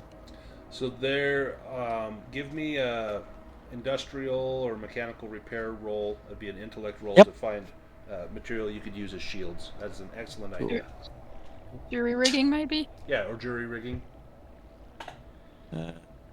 So Do I still have rigging. control of my body? You do. I can help Pony do that then. Yep. Oh, cool. You are right. It is a jury rig. Do we win? Oh, You find some material and you think it's going to work. It's not ideal. You were hoping to get maybe some of the hardened carbonized faces of the mining drills, but they were too heavy to carry, and so you just find some panels that you're able to take off of some of the equipment, and I mean, it Yep. may not stop a shotgun, but it may stop, their little stun baton arms or something else. If nothing else, it Yep. give you some cover, All right. make you less of a target. So you do. So these med bots aren't actually the security bots that we know are missing. So there's 3 security bots somewhere, aren't there? These are different bots. So these are smart Yeah. bots. So the Oh, secure yep. bots are still out there somewhere. There's 3 of them. Yep. They're Probably probably in the in the command command center. center. Yeah, Yeah. exactly. We got the security chief. You do, which can disable the bots. Do we head to All the right. command center? I think we do. Sounds like the plan.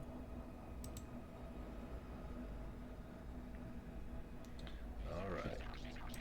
So we'll try and hug the walls of the lift and get the protection in front of us. The tunnel And can we takes... send the... Oh, sorry, go ahead. I was just wondering whether we can plan to send the converted ones in first, maybe. The infected? Yeah. The tunnel takes about 10 minutes to traverse. When you get close to the opposite tunnel door, you hear the whirring of servos and clanking metal on the other side. As the doors open as you near, you see 3 of those secure bots, and behind them is Dr. Schlossman. He looks at you and says, "You have chosen the wrong side. Destroy them. Bring me her head. Kill the rest like dogs." And the bots open fire with shotguns, these ones have pulse rifles in their chest, just laying out sprays of bullets, just zippering down the hallway at you. Yep. Let me get some tokens out here. So we'll keep her at the back, but we'll pick hand her the long-range weapon that Clover put down, maybe. Yeah, I did put my SMG down to pick up the laser cutter. Yep. And you might have actually swapped it if you knew we were going after a meat person next. That's true. Well, the laser cutter is going to be quite good. Well, I assume the laser cutter's got good range, so we could try that on the bots. Yeah, it's long. Yeah, the laser cutter has, I think, long range. Yep. You've got the infected in front. Did you have them go in as meat shields? Yep. Yeah, Ezra was all right with that. So Ezra is okay with it because she knows that this is the way off. And you actually, Ace, you hear them, these infected, they are effectively brain dead, but you can hear their thoughts. And they express gratitude to the heart for giving them the chance to see it propagate across the universe and spread its light and to be at peace again. Lovely. Yeah, what can go wrong with that? Absolutely. Doesn't sound like a Everyone plague give at me all. a speed roll.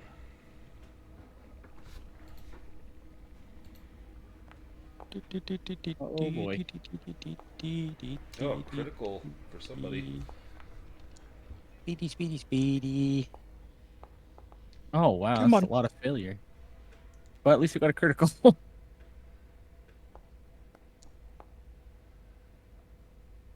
Wow. So Cat got a critical, and that's it. Wow. And All right, so the shielding I created, I don't see assume it's not one doing a lot against pulse rifles. From Clover. Does Clover have a speed? Oh, there it is. Yeah. Okay. Wow. Man, everybody failed except for Cap, who got a critical. So Cap, you go first before the bots open fire. Okay. I guess I have a combat shotgun, so I'll use that. Okay. Who are you firing at? I'm gonna fire at the doctor. That'll be with disadvantage because he is kind of hidden behind the bots. If you can get a good hit on the bots, it does make a difference, but yeah, it's going to take us a while to get through them. So you fire with your shotgun, and the blast goes wide, and you see several of the monitors explode in a shower of sparks. The secure bots unload with their pulse rifles inside their chests. failure. Okay. I will get Oh. the next one. It's a success and obliterates one of the infected. You see it just go up in a cloud of red mist. The third bot. Same thing. Just headshot and just annihilates one of the infected. The one that had a critical failure, his pulse rifle is going to be deactivated and goes offline, and his hand begins to glow and spark with that stun baton. Dr. Schlossman will begin typing frantically on a keyboard, and let me have Raleigh give me a roll. This is going to be a save. Give me a fear save. I'll be at a disadvantage because Toby's Yeah, there. because Toby's there. Oh. Damn, that disadvantage. That was like a 7. Shoot. You hear a beep, beep, beep, beep, beep, beep, beep, beep, beep, beep, beep, beep on the neural Like a dampener self-destruct on your beep? back. Yes. Oh. Coming from the backpack that you're wearing. All right. So I'll. Can I? Oh, that's not my go yet. Nope, not yet. Let's go to Clover. You're up first. Hearing... Oh, that's interesting, actually. Hearing that beeping, can I try to, like, hurl the bag at them? As much as it would be funny to just leave it on and then try to get out of here. He did try to make amends. Yeah, if you want to... Or do you, like, pick him up and throw him across the room? Would that be faster than taking the bag off his back? That's a devious suggestion, but Clover's actually not the strongest guy. Strength is actually his lowest stat. So I think he's thinking more of like I know it's strength to throw it too, but I think he probably wouldn't try to hurl a whole person. And maybe you say, well, would you, like, cut his legs off and throw his torso? Or do you... Evil suggestioning. Get rid of half the weight there. You've got the laser. Yeah, Well, there's a devil you on could- my shoulder right now. You could just cut the bag in half with a vibro knife or something, or That might just explode it right there. yeah. Well, So- that may Well, not be bad. I'll be doing the same thing on my turn, but it might be too late. So, I So don't know. you got a choice, Clover. If you want to taking the backpack off and then throwing it, that's going to be a speed roll with disadvantage. Otherwise, bad things could happen right there. If you want to just grab him and throw him, it would be a strength roll, a straight strength roll to throw him towards those bots. I'll let you choose. Right. Realistically, I'm likely to fail both of those. Well, who's going next? Next will be 3DD. Will be Toby Senior, and then it will be Raleigh, and then Ace. So if I like, I can see Clover's ready to go. I'll just shout to everyone, "Throw me forward! I'll get it off if I can." And if you are going to assist him, like lunge as he throws you, that'll give him advantage on that strength. Yep. No, I'm just thinking if we can collect the third person of the 3D to be part of the throwing party, as long as one. So would you have Ace? Would you ask her to grab you and throw you as well? So both Clover and Ace grab you and heave you towards the bots. Is Ace the next up? Because I thought the 3D. 3DD or Ace. If all three of you want to grab and throw. Yep. Well, if they're the next step, or if he can delay his turn, so it's the three of them. Ace would. It's purely the risk of does it go off or do we throw me first? Well, I mean, I know Ace wouldn't push her husband towards that doom unless she's being controlled by the ass, which thinks that's a great idea, I guess. Give me a body save.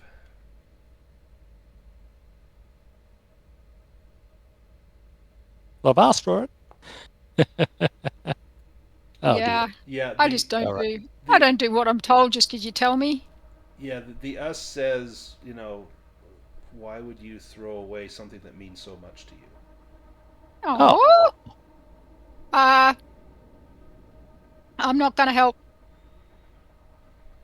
On my turn, I'm going to try to get the backpack off him.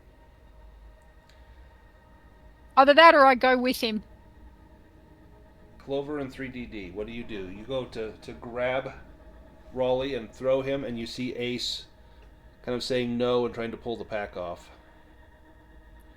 For all Clover knows, this is the influence of that heart. I think Right. he's probably still going to try to throw him. Yeah, for all Toby knows, the android is malfunctioning. Oh, man. So, which of you have the higher strength between 3DD and Clover? My strength's actually 33. It's the lowest stat. Yeah, Toby's only 31, so. Mine's 39. Oh dear. Well, you might be able to tear the backpack off. So, Clover, I'll give you advantage with 3DD's help.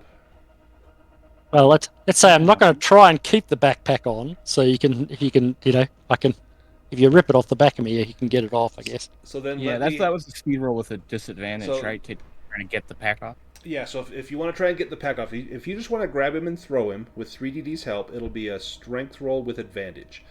However, I will let Raleigh make a speed roll with advantage because Ace is trying to help you get the pack off so that maybe Clover just throws the pack, or maybe you fall to the ground as the pack goes flying.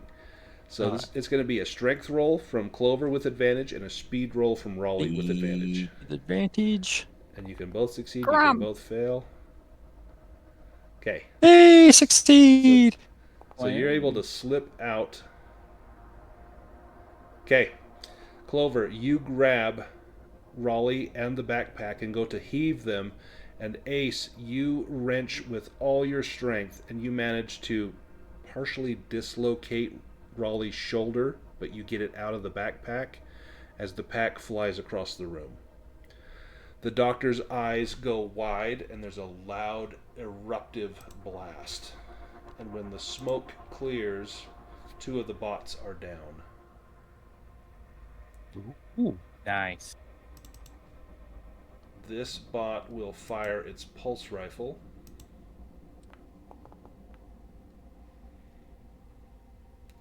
I should have said who it's firing at. Let's see. We'll do 1 Clover, 2 Cap, 3 Infected, 4 Raleigh, 5 Ace, and 6 3DD.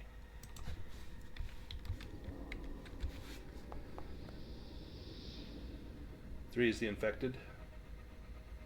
Ooh! Meat shield's working. Yep, that's going to take out the infected. All right, we go. There's 1 infected left. I'm going to move it forward just so I can see it. Cap, you're up. So I have a clear shot at the doctor now. That he's not blocked. You do. So I'll try to shoot him again.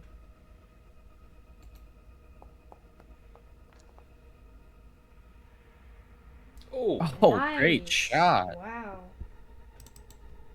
23.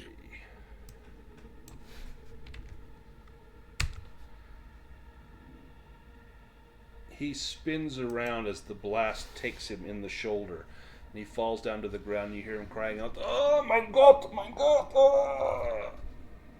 And the little bot kind of moves. It's your shoulder, not your gut. Let's go to Clover. Your turn. All right. Well, I generously reloaded my laser cutter, I suppose.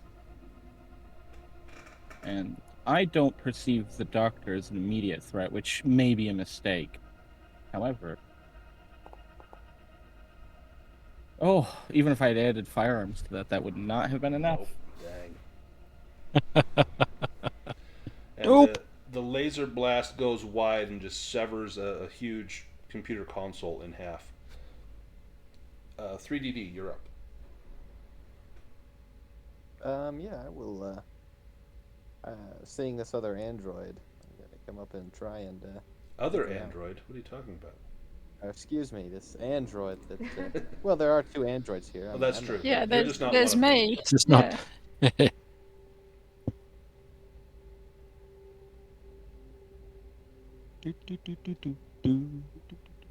Ooh, 43. Oh. All right, Rolly, what have you got? Rolly and then Ace. All right, so I shall.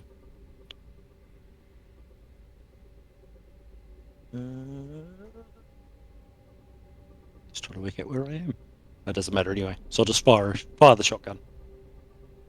So I want to go over here. I want to get a weapon, combat shotgun. It's mechanical repair. Oh, great shot. Is this on the bot? On the robot. It's going to be our yes. He takes a wound. Let's see what the wound is here. Broken rib. So it actually breaks a servo in his arm, and his little clubbing arm will have disadvantage on it if it comes to that. Ace, what have you got? Well, I think I was going to try and go for the scientist, but I think I will go for the robot so we can get it out of. The game. Do I have any pluses here, like industrial equipment or anything like that? With a shotgun? Yeah, no, okay. I would say no. Yeah. Always worth asking. Yep, if you don't ask, you don't get. That's a failure. Darn it. Let's go to. That's everyone. We'll go back to the bot. What about I've got the infected and Dr. Moore. The infected will charge up and is going to club at the bot. Or claw at the bot, not club. Bite the bot. Should be able to get a deactivation of the bot, hopefully. And this is there. Ezra she runs over and leaps over the computer console to down where the doctor is, and you can see her elbow come up as she drives her fist down against him, and you hear the cracking of rib bones and this crying out in deep guttural German as she is just wailing on the doctor. Oh. You can't deactivate the bot. Well. The bot. Oh, he's taking him over or whatever. Yeah. Takes out the infected. There are no infected left. Cap, you're up, and then Clover. I'll go for the doctor again. So Doctor's gone. I'll tell no, Ezra Doctor's not to gone. maybe get out of the way a little bit. You'll have to run up there. I'll move you up there. To get past that bot, just give me a speed roll to get past the secure bot.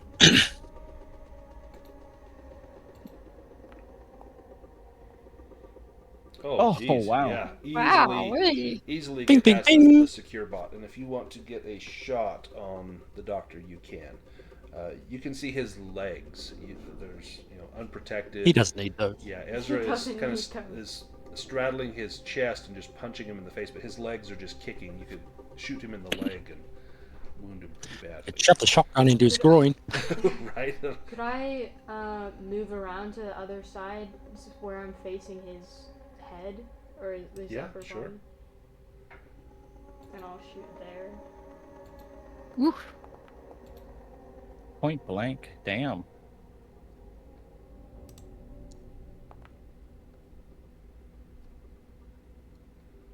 $17. It's a minor wound to the head. That's a rather severe wound. Tell me how you killed Dr. Herman Schlossman. Nice. Exactly that. I'll... Big red and white puddle where his head used to be. So I run over to the other side. I have the gun aimed at his head, and I'll just say, "This research is mine, and you never would have come close to the skill I have." And then I'll shoot him. Poetic. Ezra gets up to her feet She takes you over to a console and with her security card accesses all of Dr. Schlossman's files. She provides this to you, Cap. She also scrubs her name from any official records and any video recordings. She raises her arms, opens her mouth, and closes her eyes. The infected around this room, their bodies begin to crumple into quivering mounds of flesh, and small trails of blood find their way from their bodies up into her open mouth, crawling up her like roots of a plant.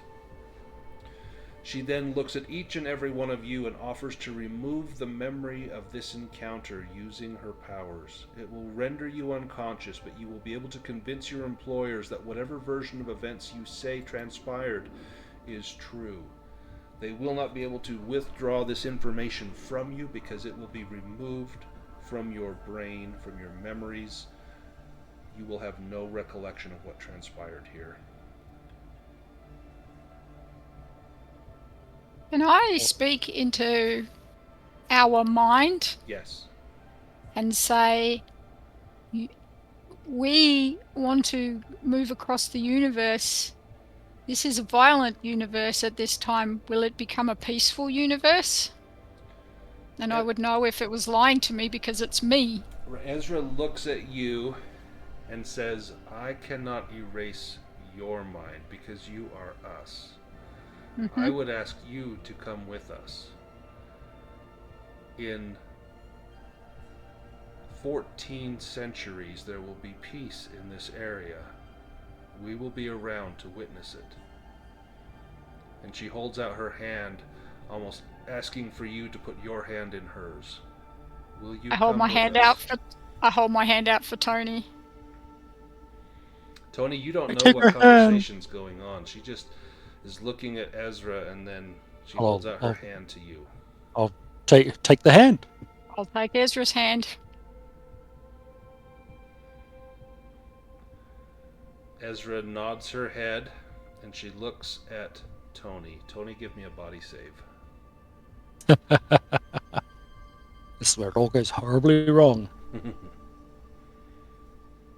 Buddy.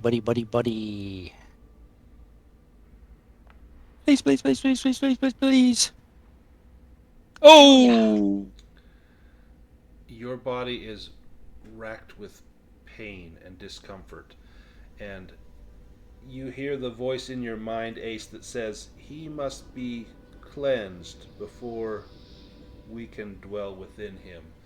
This may be unpleasant to watch. We should close our eyes.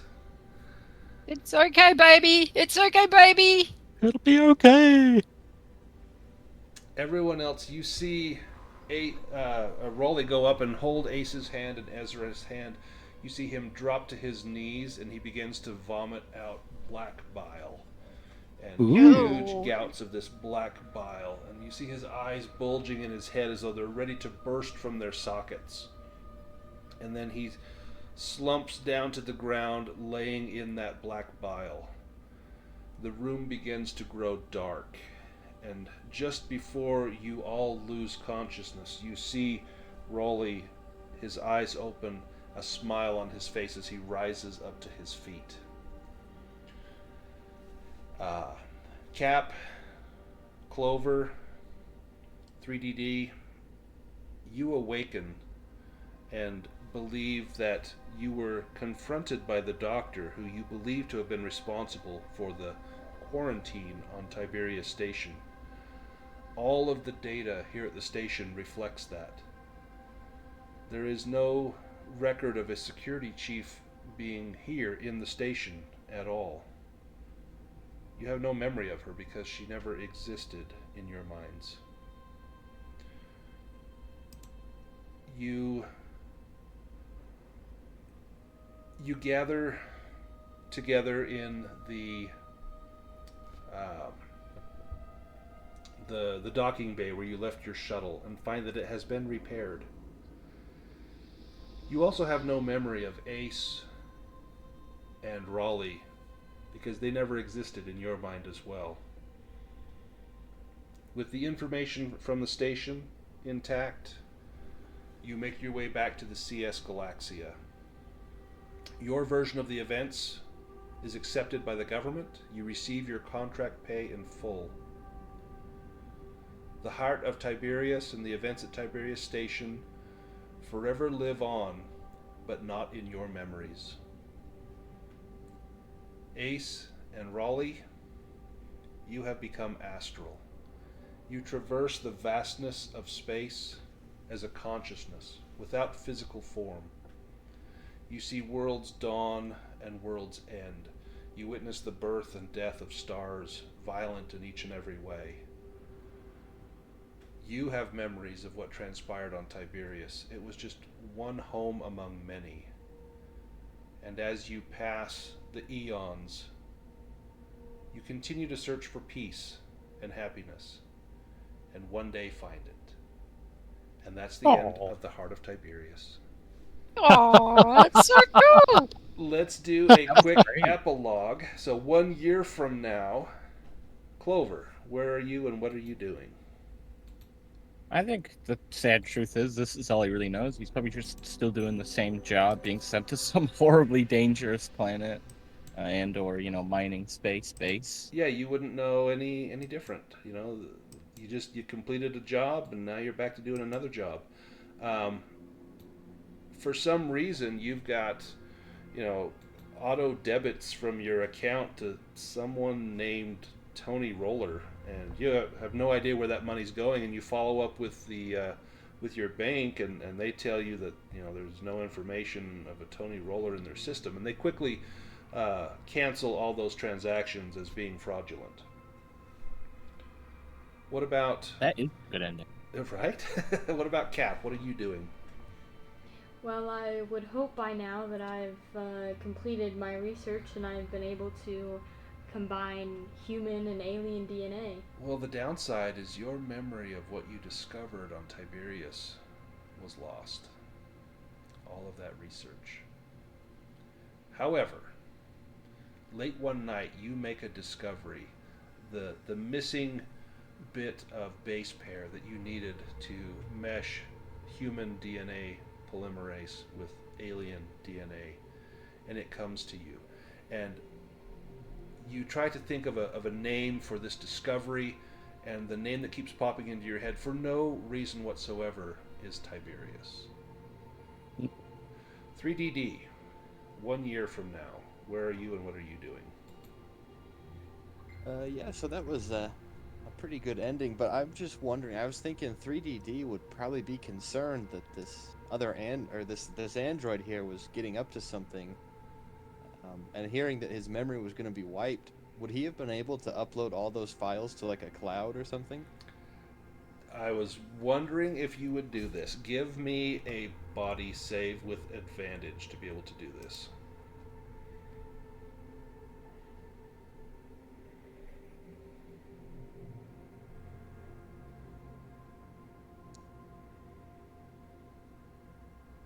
Oh, darn it. No. So you attempted to do this. You thought, I want to keep a record of what happened here. And you attempt to make that upload, but the communication system was still down. And the ping went out into the universe, but it was corrupted because of the faults in the communication system. And so packets of that data are just bouncing around the universe until the end of the universe.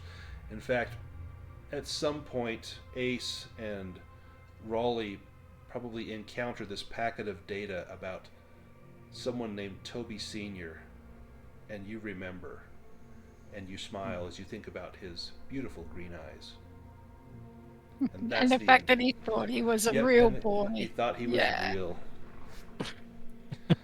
Excellent. That is the end of the Heart of Tiberius.